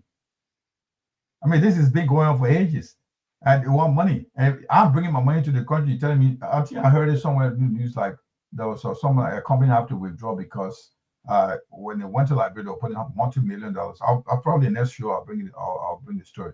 And one of the managers was saying that when they went to the country, they asked everybody that were talking to high ups, they were telling them how much they're asking them for. They want to get it like someone asking 60,000 first pay. That's the start to talk. We're not you talking about that signature. Signature for what? You not put money up front. You're asking me to pay money. I'm bringing my money. I'm taking the risks. Yeah, but there is a situation that's been happening in our country for ages. So it's not strange to anyone, even from the for-profit board. Yema and Padole, there is a political leader in Liberia keep putting us that we keep doing the same thing over and over, and we expect different results. The government said they broke. So you find your money, we get in partnership with you. You have an idea, but you don't have the money. And the government have not created the enabling environment for you to grow. So that means only foreigners will come in, will have that money to get in partnership with the government. Mr. Comey said something in the 2023 election that the liberalization that you talk about, for a Liberian business, they were going to set aside $20 million that if Jamal comes with an idea, he does not have the money, he can tap into that $20 million to do his business, and you not start paying right away. They give you time like 2-3 months that when your business start making money, you start paying back. But the banks in Liberia, government gave you project, you go take money from there. In the very month you take the money, the same month you start paying back. What part Dottie was talking, that people will run away, because if you start paying right away, the business not going well, that business may collapse, you may end up running away. That's why he was saying there will be $20 million set aside, and every Liberian can tap into that $20 million to start their own business. At some point, you start paying back. So these guys say we're going partnership. Well, you bring the idea, you go and find the money. The bank cannot loan you the money. What become of you? You not get, so a Chinese man will come with the money. They will get in partnership with the government. So Liberians are left out. There is no clear-cut policy for Liberia for this particular government. Yeah, information. Jimmy, wait a minute. Let me just inform Mr. Chulepe on this thing here. I can remember in Samuel Kanyadu administration, they had a special budget for this kind of system that you just talk about. The initial call a small business holder entity. Samuel do invest over $50 million into that bank for the Liberian people, personally Liberian people, no other person. But when you go there, you want to do business, you bring your plan, everything, you show it to them. Yeah, I want to do business, but I need so amount. Then they will ask you. They don't used to give it to them for without giving a collateral. Some of them they will come with their properties, collaterals and things and show you up. They give it to them. You understand what I'm saying? Time will give it to them to run their business and pay the money back. Many of them did not pay. Paul. I was one of the officers from the Ministry of Justice who were chasing them. Some of them went out of the country. At the end of the day, they only come back once Samuel Doe government will remove from power. So, it's something that Samuel Kanye does try many things in his administration to help the average citizens of our country. But sometimes we got some business madness problem with, sometimes we got problem with it. We need to put some strong law down to how to help our citizens. We need to rebrand the educational system in terms of business. We will not Mr. Dole, let me interrupt you. Mr. Dole, let me interrupt me, but I'm a living witness to that information. Yeah, I do agree. I understand most of our parents they were chased out of the country and because they couldn't afford to pay, they went into debt. Mr. Dole, let me tell you the mistake we all made. Don't blame the Liberian people. I'll tell you when the war came in, I went to Guinea. I'm working with United Nations. United Nations came out with a system called for Liberian Australian refugees. I'm working as a medical officer. And they call it Refugee Counseling Office was set up. I think some of them heard me in our stores who did some work. I went there for 5 years. So United Nations came out, the refugee community, the UNHCR came up with an idea. Liberians were running around doing nothing. That helped them. They put up $50,000 to go to Liberians. So that RC was a Refugee Counseling Office, which was catered to Liberians in Sierra. It was in Zerikere. To be able to give some capital to Liberians to start their own business. Liberian refugees and Sierra refugees. Now, what did they do, Mr. Dollar? You tell me. They gave you money, 50,000, small money to start with. Before Liberians be roaming around doing nothing, what the office should do? Put the mechanism in place. What do? You put the thing, who do you give it to? How do you do risk analysis? How do you do recovery? What you just said, $50 million put in place, is a good idea. Very, very good, a very, very good idea. But what are the chances of recovery? How was that? Was that done? That's the point. You've got a good intention, but if you have to do a good recovery. How you recover that money? You say collateral or pay, but where they chase, they probably don't. You fail to mention here. We also know the federal government are giving the money out. They were in collaboration with these people to take the money back from them. If you go and guarantee me to get the money from the government, you tell me I need 25% of that money. You already gone into the capital. I'm in debt already. Exactly. Because I want the money from the government, I'll go with you. Because you're protecting my government official, I'm not going to pay back. You guarantee me to get that money. So you did not say that right here, Mr. Dolly. We know that's what happened. Most people got into debt because the government officials that were backing the guaranteeing them to get their money, they also told them, I'll give you the money, we saw that money, but I need 10% of that money. And the people gave them that money and they were utterly, I've already planned my capital, my budget, my business plan. I need to spend 25 million. Yes, you're asking me to give you 10 million of that money. And so don't worry, you're not going to do anything to you. I'm backing you. So I'll give you the 10 million because no, they guarantee me. But at the end of the day, when the government wants the money back, or they tell you, so you did not sign the contract, but you guarantee me. So go bring the people ask for that money. Oh, you told me, you will not ask for the money. I give you 10 million. You already 25 million. I can't get the money. I even went to debt before I start business. I don't have the money. The only way to do, you have to leave the country. So, Mr. Dora, don't say that. We know what happened here. Mr. Kamara, here is the situation. I did mention that one. But you were saying that government, but the party did not mention. Sorry, sir. The party did not mention that government did not help in full. I just told you the risk analysis. and that involves recovery. How do you get that money back? To money you put, how do you get it back? You're not asking for. You bring your business. You bring your business. No. But the government should put in force to put a system in force that they can recover that money. That's what I'm talking. They did not do that. I do agree what you just saying. So who's failing now? Who failed us? Yeah, is that the government that failed us? We all fail. No, the government failed you. If I know that you're not asking them, I know, Mr. Dollar, that you're not going to ask me, you're not going to ask for your money, I'm not going to pay. I will take it from you. I'm not paying. You know, you're not going to pay me. I'm not going to pay you. I'm not going to pay you. Sorry, Paul, go on. But Paul, what happened in the PRC government those days? PRC government official then. Or military government that didn't have anything, that you keep making the comparison. If you go to the top of government that set the standard, they had a policy how to recover money. But this military government that came in that you always make reference to, that became the biggest looter in the country. That was your government I was familiar with. I was not familiar with Tobo administration. I was a teenager. Yeah, but you were now the government shall pull men, security men, and you to go chase people that you don't know any time the money was given to, and the deal that was signed, and the people like, you know, you talk about, even forgot about the catch. There were some people like we also given the opportunity to bring in rice, to bring in to bring the only thing they were not bringing in was cement. Many other things like the government getting a chance to bring into the country.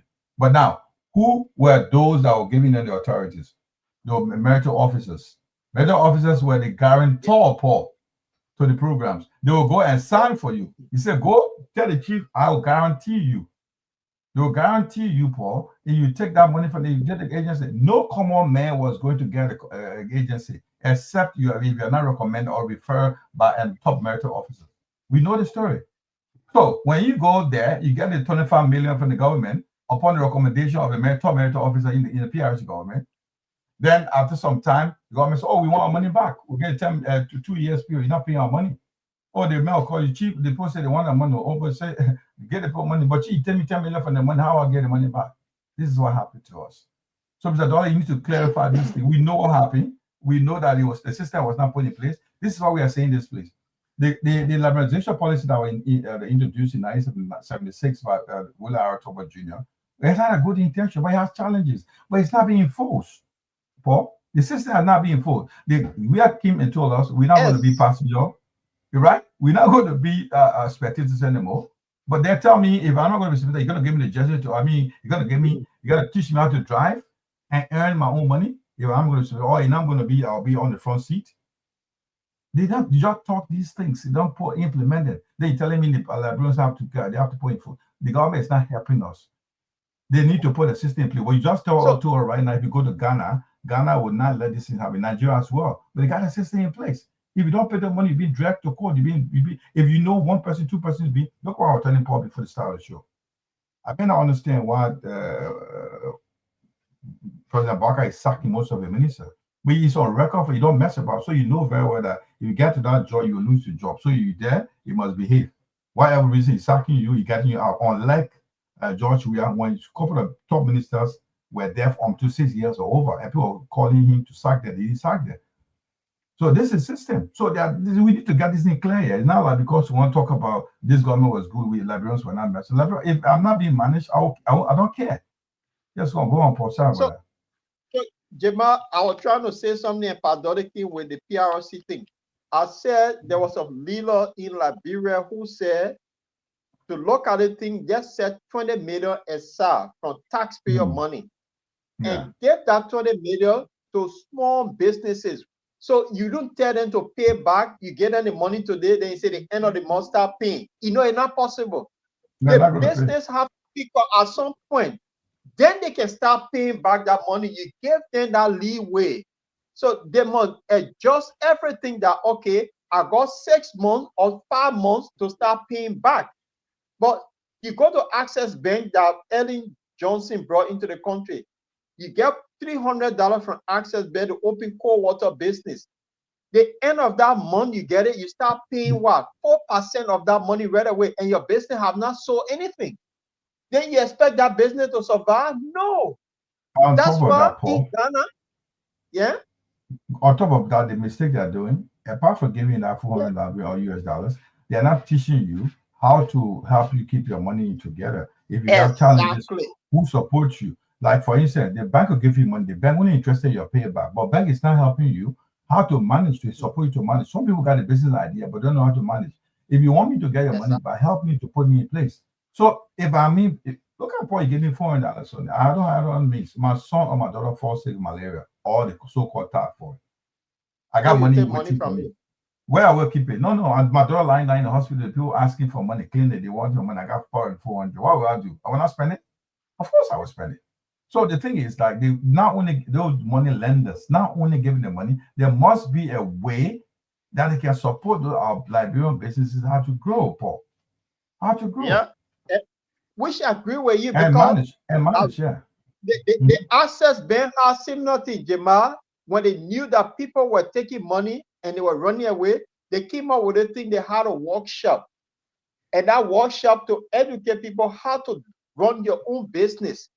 And you go through challenge at some point. You're not for a month. You may not even sell anything.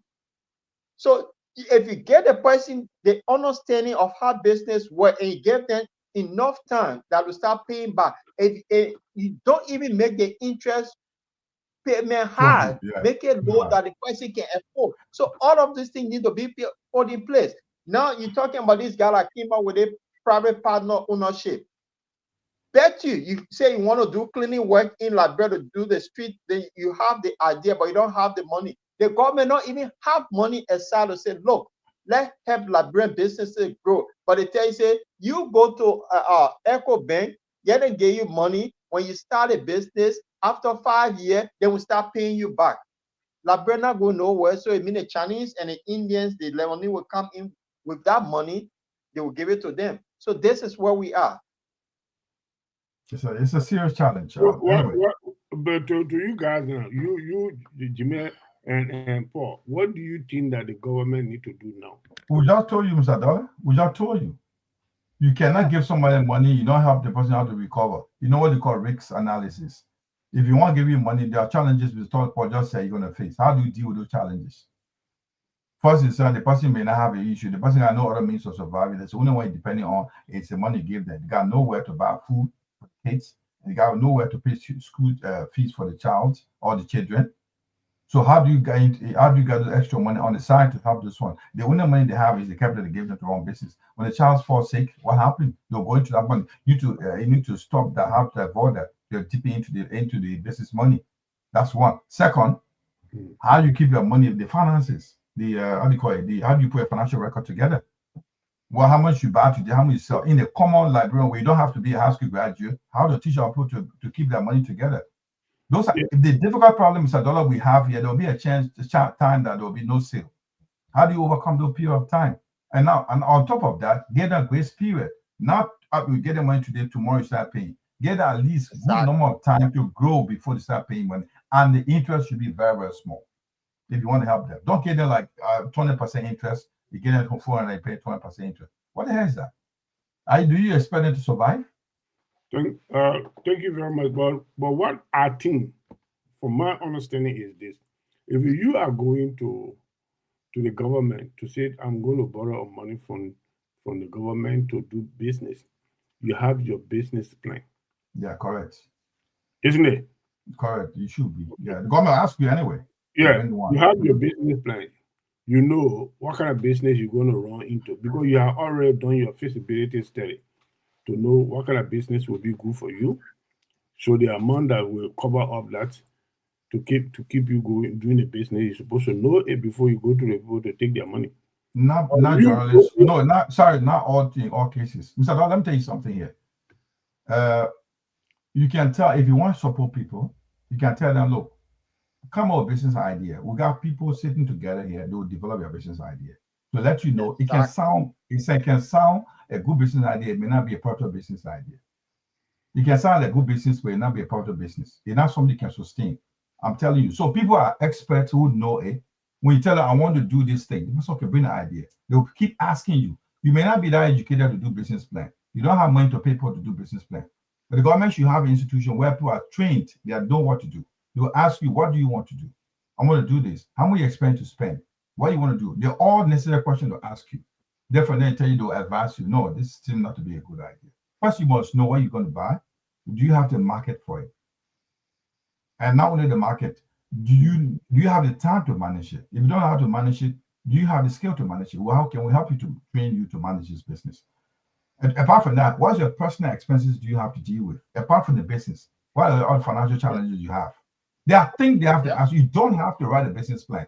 The government should, if countries like Liberia should have a system like that in place if they want to help our people. There are many ways. I'm just saying that on top of it. There are many ways they can help our people, Mr. Dolly. They don't need to have, you don't have to write a business plan. The government can help to do that. They have the people to pay to do that. If you want to help our people, that's my point. Right, Paul? Absolutely. And Jamal, let me give another example. Go In on. the UK, I wanted to do something called what? They think about barber, to open a barber shop. At the time, I was unemployed, went to the job center, and they have people at the job center that specialize in doing a business plan for people. Yeah, business development. Yeah, you're right. They do. You gave the idea, say you want to be a barber, but there are other things that people who specialize in that area will say, okay, this is what required to become a barber. The rent, the water, the electricity.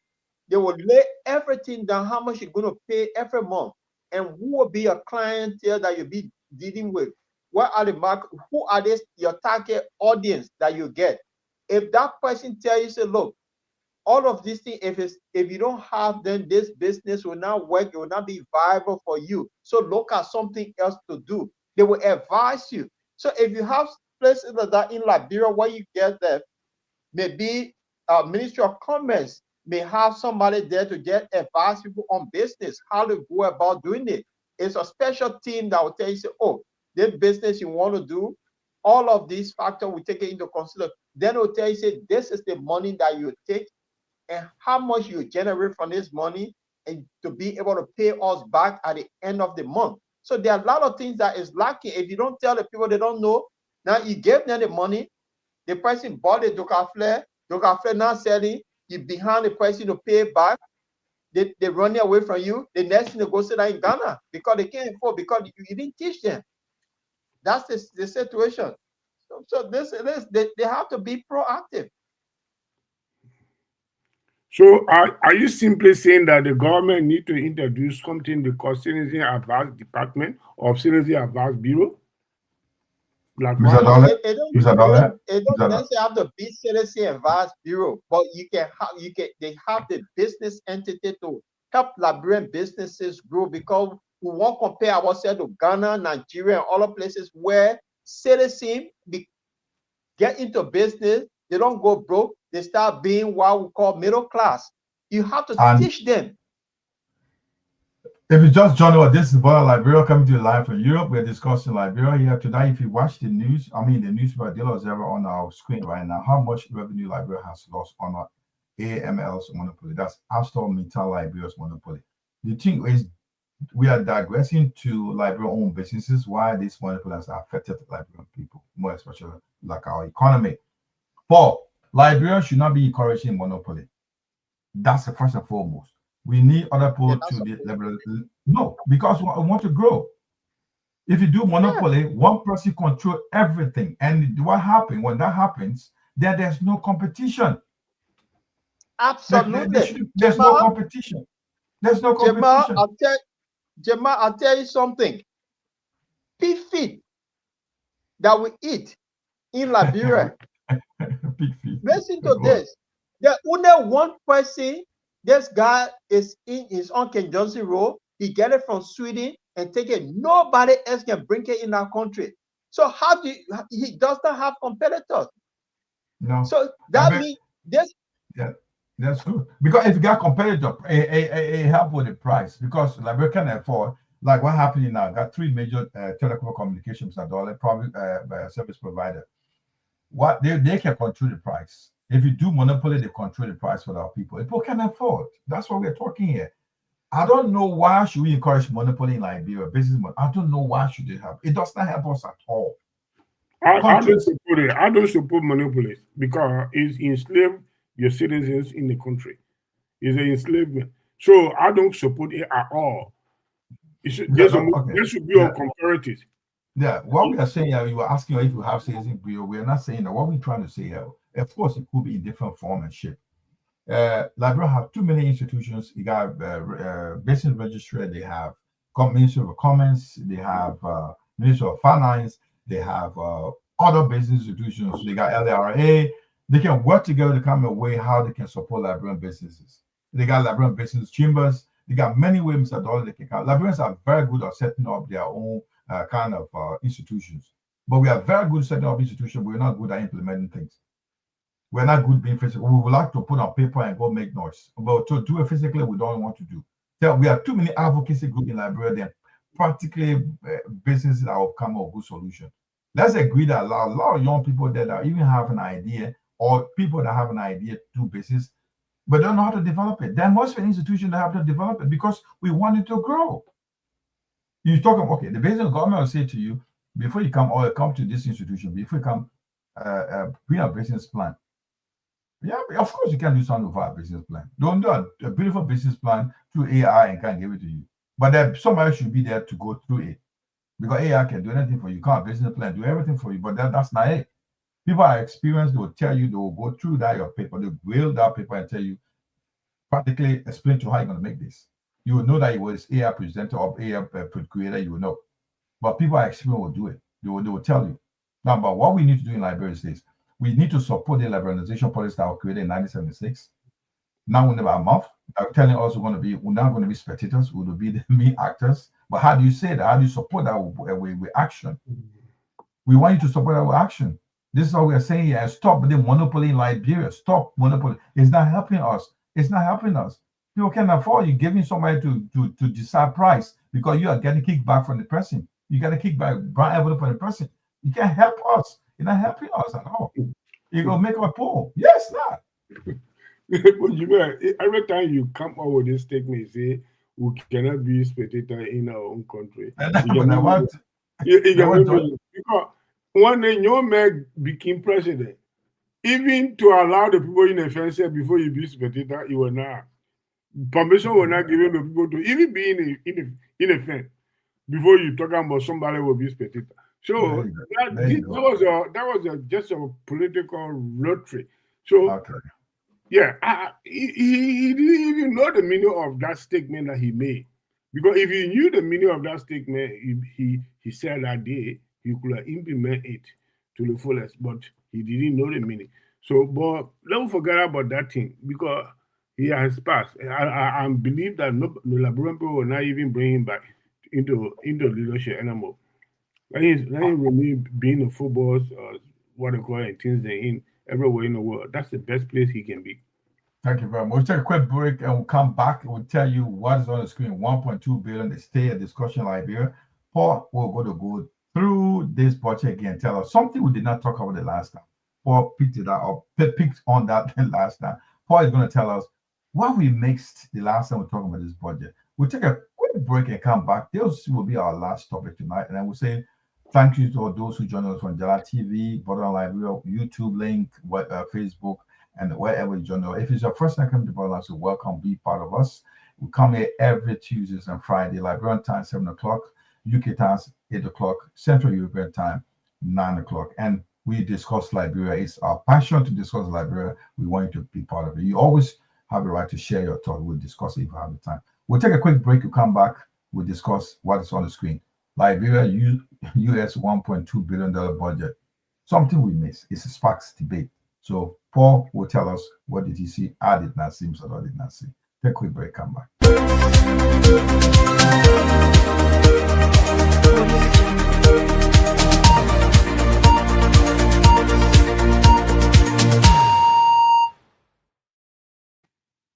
Once again, thank you for joining us. Jamal here again from the Born Liberia. We want to say welcome wherever you join us from.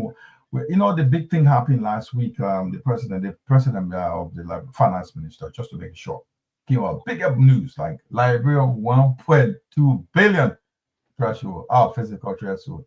Liberia going to be at 10. Liberia was established 1847. We've never heard of this. It's happening right now. So this year, under the leadership of President Joseph Nyoa-Baka, you're going to give a $1.2 billion budget. Budget means the money that they will spend, they will receive and spend.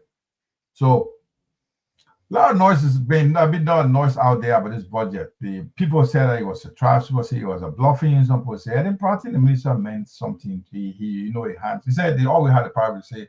The blind man said he was stewing you. He either has it in his hand or he has it on his foot. So he must be saying something. So I believe that honorable minister has it. He know what he was talking about. But my colleague Paul, the Lord the good friend of King Charles, said, "Look, Jamal, something in this budget I will tell you about." So Paul, tell us what you got to tell us about this budget again. It's biggest debate today. What did you see? We did not see. I think we need to put a budget, the summary up, and then we can look at, yeah. Okay, let's see what the summary that for. Okay, we got a summary. Yeah. Okay. Yeah, summary. Okay. Yeah. Thank you, Jamal. This is quite interesting, and to our audience, we just want to highlight a few things here. If you look at the budget summary, if you see where they say where the money came from, now they stated here 94.1% from domestic. So that means the cold water settle, the bread settle in Liberia, they're going to raise this money. Then if you go below that sign, you see EU, World Bank, and then they get it all on one highlighted in gray, mean others. They will also give 5.9% of that budget. So then you go down, you see that the new tax rule, they get the GST. So they adding 13% on bread, Coca-Cola, and other things. So if you go further down, you'll see that concession area, they add additional 2% on it.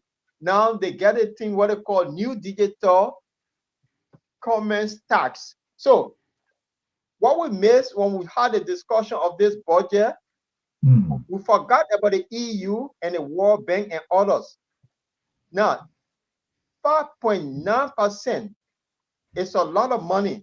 Then in the budget also, Meta Steve will give $200 million. So, and that $200 million that Meta Steve will give is supposed to go to the house because it's a concession area. Where Metas, if the house said no to that $200 million, subtract it from the $1.2 billion. Now you get EU in there, that EU, World Bank, and others, they're supposed to give 5.9%. That's donor money. Now, when EU, World Bank, and others going to give you money, it comes with what we call they come with this thing here. It comes with some demand. Conditions. The EU condition. The EU may say, okay, for us to give you this amount, we want Liberia to sign the gay right. You have to accept it. If Liberia say no, EU will not get the money. So how do you fit this money into the budget that it's a probability you may get or you may not get? So this is the question, and want our audience to chime in.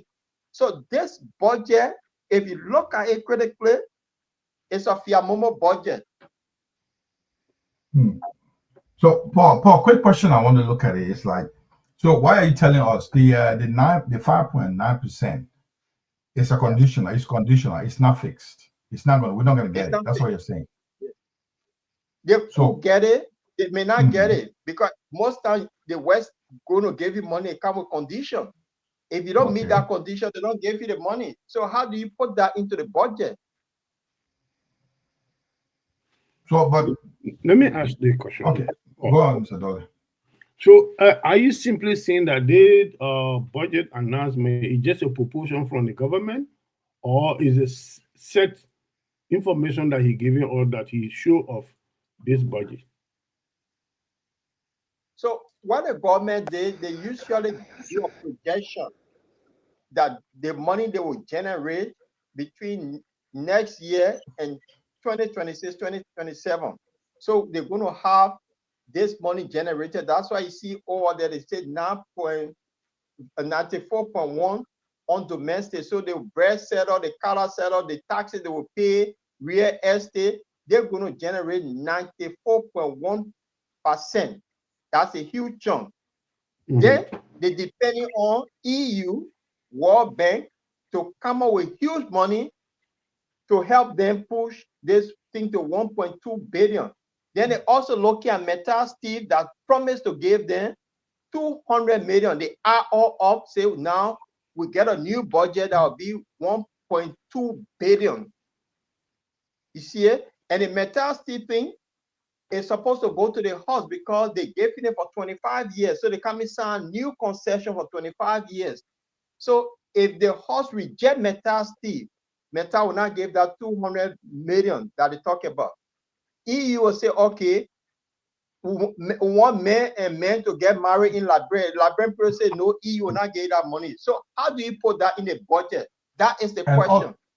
EU also could say that we want you to stop these, your society you are doing, yours, standing thing you're doing, your FGM. So if you don't stop it, we'll not give you that money.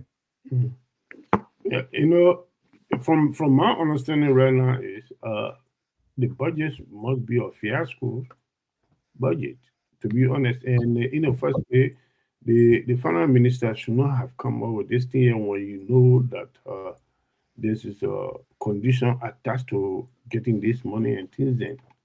So the one that you show off that you're going to collect from the citizens that are making business in the country, like the Moses tax, at least you just stick to that. But the one that coming from World Bank, from United, European Union and stuff and things there, and Metal Steel, because Metal Steel contract that you're trying to talk about is something that actually is not necessary.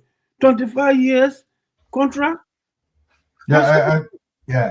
And on top of that, Mr. Dollar, what Paul trying to, if you do the rough calculation, I'm looking at it right now, the 5.9% of the 1.2 billion will be like 17.8 million. That will be half of it. If you rough calculation, 17.8 million US dollars will be contribution from EU, World Bank, and other institutions, and that will be asking you to and the goal conditions. They say authority measure. They'll tell you, we'll give you this money, but these are the conditions. So if you don't take the condition, we may not give the money.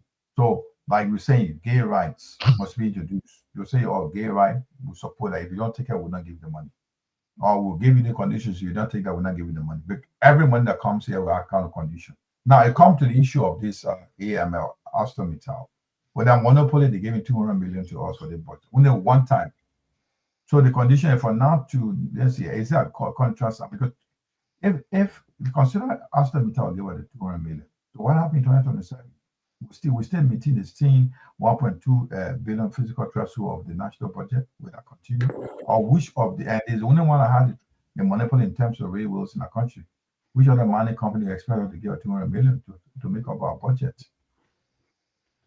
But then the thing is, like, but you think what was the thing looking at it? What do you think the minister are looking at making all these comments? You think people are not going to go through this budget and analyze it? Or you think the Liberian are not possible like to read because we don't like to read, so they take advantage of our inability to read or to analyze things? You know, Jamal, what happened here is I told you these guys, they want to do things. Say we the first to carry the budget to 1 billion. This is all political scope. How they say they want to score political points. And doing the thinking that Liberians will not be able to go through this carefully. That's why they got it all wrong. So the government, they came up with something that we know it's not possible for this. So if you subtract all that amount, Jamal, you end up that the budget they get, it will be the same budget from last year, 800 to 900 million. That is the same amount, but they make it look like they're going to give billions, they're going to generate billions, and it's not true. So next year now, Metal Steel will not get 200 million. Will we still maintain that? Okay. Next year, next year with the EU or World Bank, they give 5.9% of that money? No. But the thing in part, I don't understand, Mr. Dollar, we're looking at it now, 13% GST. If you consider for Europeans, so that's a value-added tax. So if you're buying food or bread for a Lebanese man, or you buy anything out in the supermarket, anywhere there's been taxed, because LRA is actually implementing tax regime in the country right now. So 30%, it was 12%, 1% has been added to it. You pay that on the food you eat. The phone, telephone we call. Sometimes, you know how the money go into MTN, Orange will be asked to increase we increase the tax as well. That's why you say over the digital commerce tax. They were not very clear with that. So the phone call you've been making, and most of it are on phone, they will be telling these telephone companies will raise your tax to 1 or 2%. So that means that if you are buying what do you call it? You are buying something like a top up, a crash carrying library for $10. MTN or Orange or Lone Star will make it $11. And they will not tell you the tax. So they say the price has gone up, things are high. But in Liberia, you don't see tax. They will just include that into the price. So the companies will be compared to pay to the government. But in the US, they will tell you this is what I'm sure amount you will pay. This is the tax. In the UK, it doesn't. In the UK, it's all included. In Liberia, that's what they do. Once you put the tax on the government, they call it corporate tax on the government. On businesses, government about businesses, they will pay the government. Business will raise their money because you're not paying the tax, you're paying the tax. So if you're buying phone card, scratch card for $5, you mean 2026, you expect to buy $6 or $6.50. That $1.50 is going to the government. And their Orange or Lone Star card is $5. No, $1.50 will be going to the government. So it will come from here. What things are going up is just right here. We're trying to break it down for a layman to understand. This is how things go up. GST means the tax government wants from you that you will pay on the food things you eat. Government add tax on it. So the high government can survive. But government is increasing it next year. Instead of it used to be 12%, going into 13%. But now people are asking why going on. We don't even have pay. People not gonna pay on time, no increase in pay. You can raise these tax when they increase in pay. They got no job. You failed on creating jobs for the people. Failed on creating jobs for the people. Then you adding tax to them. They're not getting a pay on their pay is being delayed. So where we expect them to pay? It's not increasing the hardship again, adding up to the hardship, adding insult to injury. Gentlemen, we'll take a quick break, come back with a wrap up. I think the job is in the hand of the House of Legislation. The budget is going to go to them. So we will see what they're going to do. We can only sing our song, talk about what we see. Paul, thanks for going through it. Knifing through this something greatly in the budget. I think you are expert in this area. We'll look and see again what happened on the Friday. If you see something, let us know. So we'll go through. This budget is our concern because what affects our people in Liberia affects us here as well. And we also want to know if you're a specialist on this budget in the finance area, how do you see the budget? If you see any positive thing, let's know.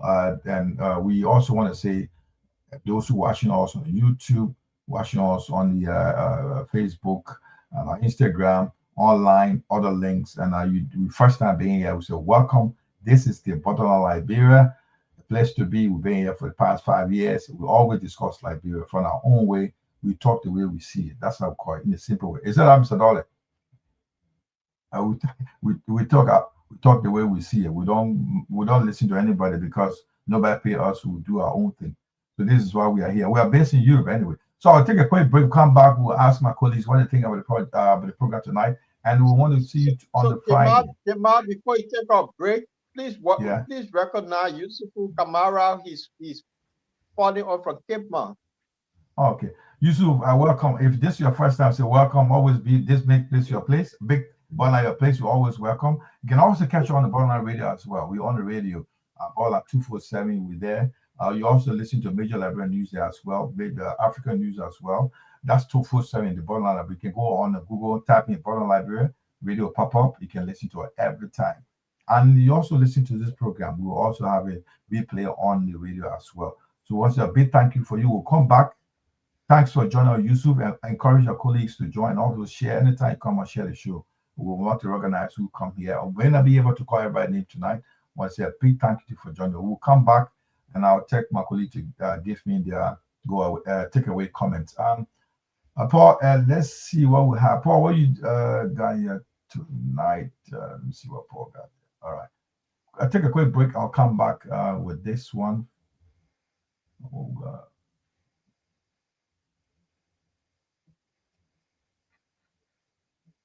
This is Bottom Line Liberia. This is the Bottom Line Liberia. Join us on Facebook, YouTube and online radio. This is the Bottom Line Liberia. Join us on Facebook, YouTube and online radio. Through trials and tribulations, you have prevailed. The spirit is unbreakable, never derailed. With a rich heritage and culture and grace, Liberia, you are the land we embrace.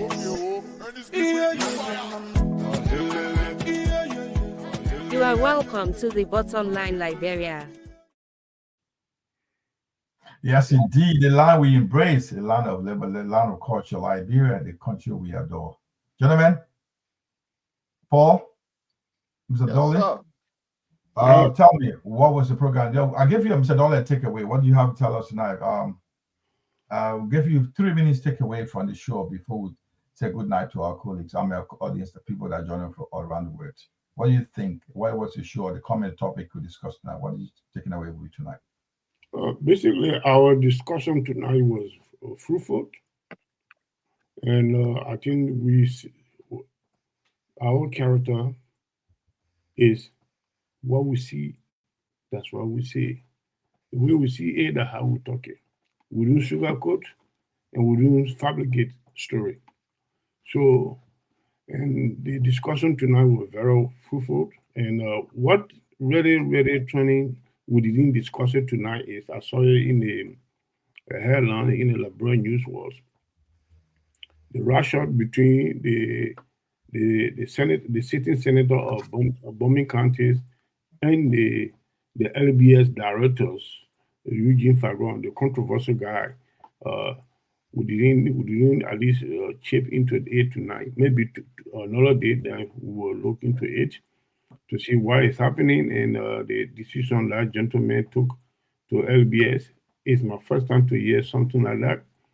So I don't know whether it was the best idea he did or is the wrong one or just trying to cause unnecessary noise in that place there. And to be realistic, I don't think that was the best thing that he's supposed to do. But he's the manager there. The government of Liberia know what they're doing. So if he will discuss it, I will give you my opinion on it in the next topics. So thank you very much, Mr. Kamara, for allowing me to form part of this. And Mr. Cholople, thank you very much for allowing me as well. Unfortunately, we didn't have 2 of our colleagues here today. One is bereaved and one have running beyond European money. Europe, isn't it? That Europe he running after, isn't it? We don't know what he's doing. Whenever we know that he's on personal engagement, as far as you're concerned. So, President running beyond Europe. So that's the reason why he couldn't turn out today. Anyway, we hope to see him next time. Thank you very much, gentlemen. All right. Paul. Yeah, Jamal, I want to say thanks to the audience and thanks to those of you who follow us today. I want to say it was a great show, great conversation. And my takeaway would be the budget. How come this government thought Liberians would not be smart enough to critique the budget before it's go to the House? And we're just waiting for the House now to do the best thing to look at our budget and throw it out. Say this particular budget, the 1.2 billion is a budget that don't fit for purpose. So we hope the House do the right thing. But overall, the program was good.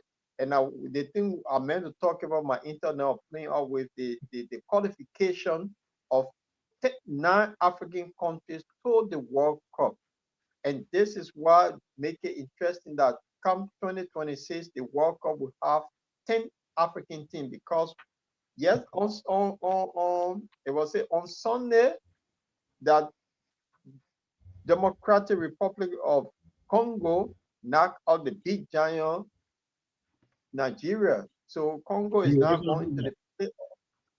They knock on Nigeria. Nigeria is out. Congo is now into the playoff, and they will be playing probably a South American country or the Middle East country to qualify for the World Cup. So far, we have 9 countries already. If you guys don't mind, 1 minute, let me name them.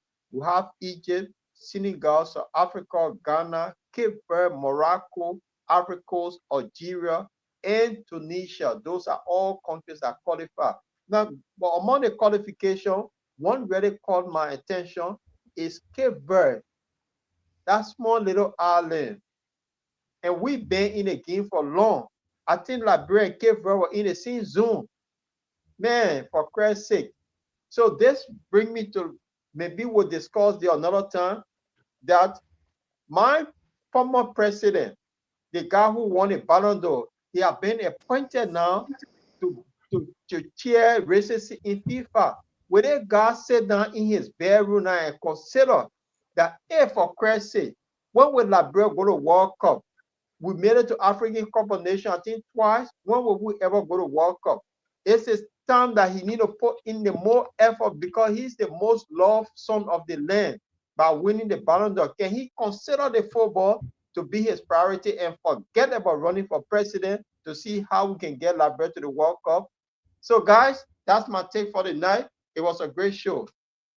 Okay, thank you very much. Once again, thank you for joining us for being part of the Borderline tonight, 18th of November 2025.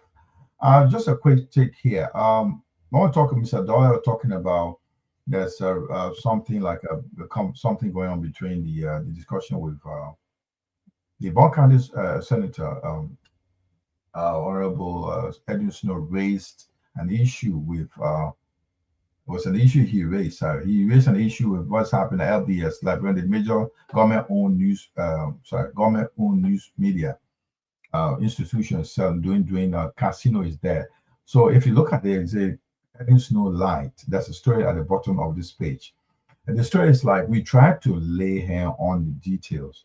This is why we have not had any information yet, so we can't discuss it. Everybody's giving a side of the story where the Honorable Eugene Fagon is saying that there's no casino at LBS, which is LBS, Liberian Broadcasting System, where the government is saying that, well, somebody told them there was a casino going on at the Liberian, they'll be using as a casino center. And somebody also said it's owned by the president's kids, children. But now, the Director General of the LBS, Honorable Eugene Fagon, said, there's lied, or the Honorable Minister, the Honorable Senator lied. So we're trying to get facts before we come up. We want to fact check before we come up with the story. These are all being reported. We still want to fact check before we can verify this information. This is the reason why we didn't discuss it tonight. And on top of that, on the issue of, we'll be discussing what we're going to be doing next time, prior to tomorrow, to let you know, on the 24th of this month, we'll be having a special guest to be discussing something about land, multiple sales of lands in the country. One of our comrade specialists he's an expert in real estate deals and stuff like that. He'll be coming to us on the 24th of this month. He'll be our guest to discuss the issues of multiple land sales in Liberia. What are the problems? How to avoid these problems? We'll bring you on the 24th of November. So don't be part of us and listen, because he's a specialist in the area. He's actually working for Liberia right now. He's been involved in these sales. He knows why it's late, how to avoid these problems. He'll be telling us. So we want you to be part of the show on the 24th of November. We should be on the next, I think it'll be a next Tuesday a week from now. So we'll put up the information, the flyer, so you can be aware of this and come. If you got questions for the honorable guest, ask him. Multiple sales, the problem of multiple sales of land in Liberia is an issue. So we need to be aware. A guest will be with us on the 24th. Don't forget, book this date. You will be with us. Honorable Usman Yen will be here to discuss the issue. You'll be our guest. Until then, yeah. Jamal, yes. Quickly, we'll have Dr. Sherry on this program on Friday as well. This coming Friday. Okay. Yeah. Okay. A contestant for the national. You were contesting for the Alternative National Congress chairmanship position in Liberia, and he was contesting. So unfortunately, he did not win. He will have you on this Friday to be our guest to be discussing all the issues, ANC, Liberia, politics, and all the development. So we'll be discussing on this Friday. So we got a guest. So it's going to be a tough show. He's a very tough talker.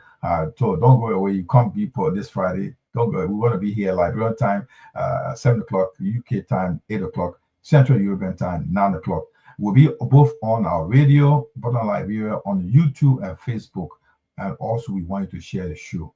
And another thing I want to let you know, we'll be trying to talk a little bit about sports here. Africans, players, what they're doing, how Africa is doing on the world in terms of sports. We'll be talking about that bit by bit, a little bit of 2-3 minutes of sport. Sometimes people are not interested in politics. They want to know what's going on in the sport world. Africans, players, what they're doing in Europe are doing a part of the world, and also other areas in sport that Africans are doing outside Africa as well. So my name is Jamal Kamara. Paul, the Lord will be my colleagues tonight, Mr. Maurice Yankuba Dole, all say good night and thank you for being with us. We want to say special thanks to Yusuf Kamara for joining us. We also want to say Jefferson Carter, Grace Gossin, and Adolfo Stopa. All thank you for liking the show. We wanted to share, and also want to wish you a special good. We want to leave you a good old friend. We always see the national anthem of Paul, the national anthem of the borderline. You always leave out with very good. We've been with him for a couple of years. We would like to play him and take you. Want to wish you a happy evening this evening. Good night and have a blessed evening. Thank you. We leave you with Takun J. My people, where you at? Where you at? Wake up from your slumber. Stop sleeping. Whip your hands, whip your hands, whip your hands, whip your. Come on, come on, come on. I know you're sleeping now. Y'all gotta wake up some more, yeah? Okay, let's go. The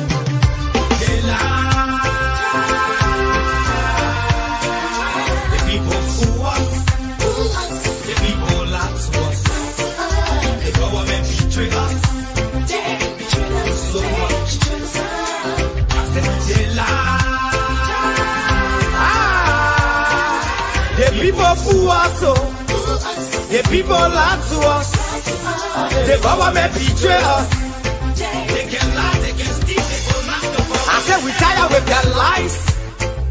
We tired with their promises that led us to all our damages. We tired with their speech they preach indeed and now unique they deceive us. The thing we saw it frustrate us. So why did you lie? Why did you steal? Why did you allow the citizens to be?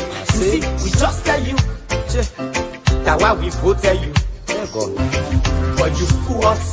You screw us, you use us and later on abuse us. So why? The government should lie. Why? But that's the question that we ask. They lie. The people fool us.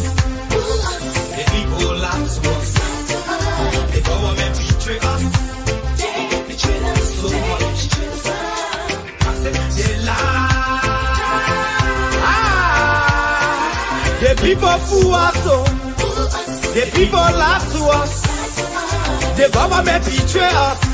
They can lie, they can steal, they will not to corrupt. No one to trust.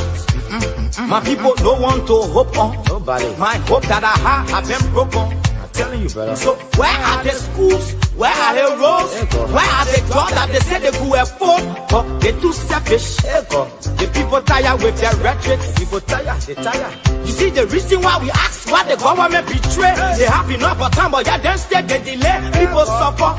No work for people crying for hunger. Look at. Your vision and your mission, your intention to the nation, they poor. You got nothing to show. Nothing. So why? The government should lie. Why? But that's the question that we ask. They lie. The people fool us. Thank you for being part of the Bottom Line Liberia live discussion. Don't forget to hit that subscribe button and join our growing community. Be part of the conversation every Tuesday and Friday. That's 9 p.m. Central European Time, 8 p.m. UK time, and 7 p.m. Liberian time. Until next time, stay engaged, stay informed, and stay connected.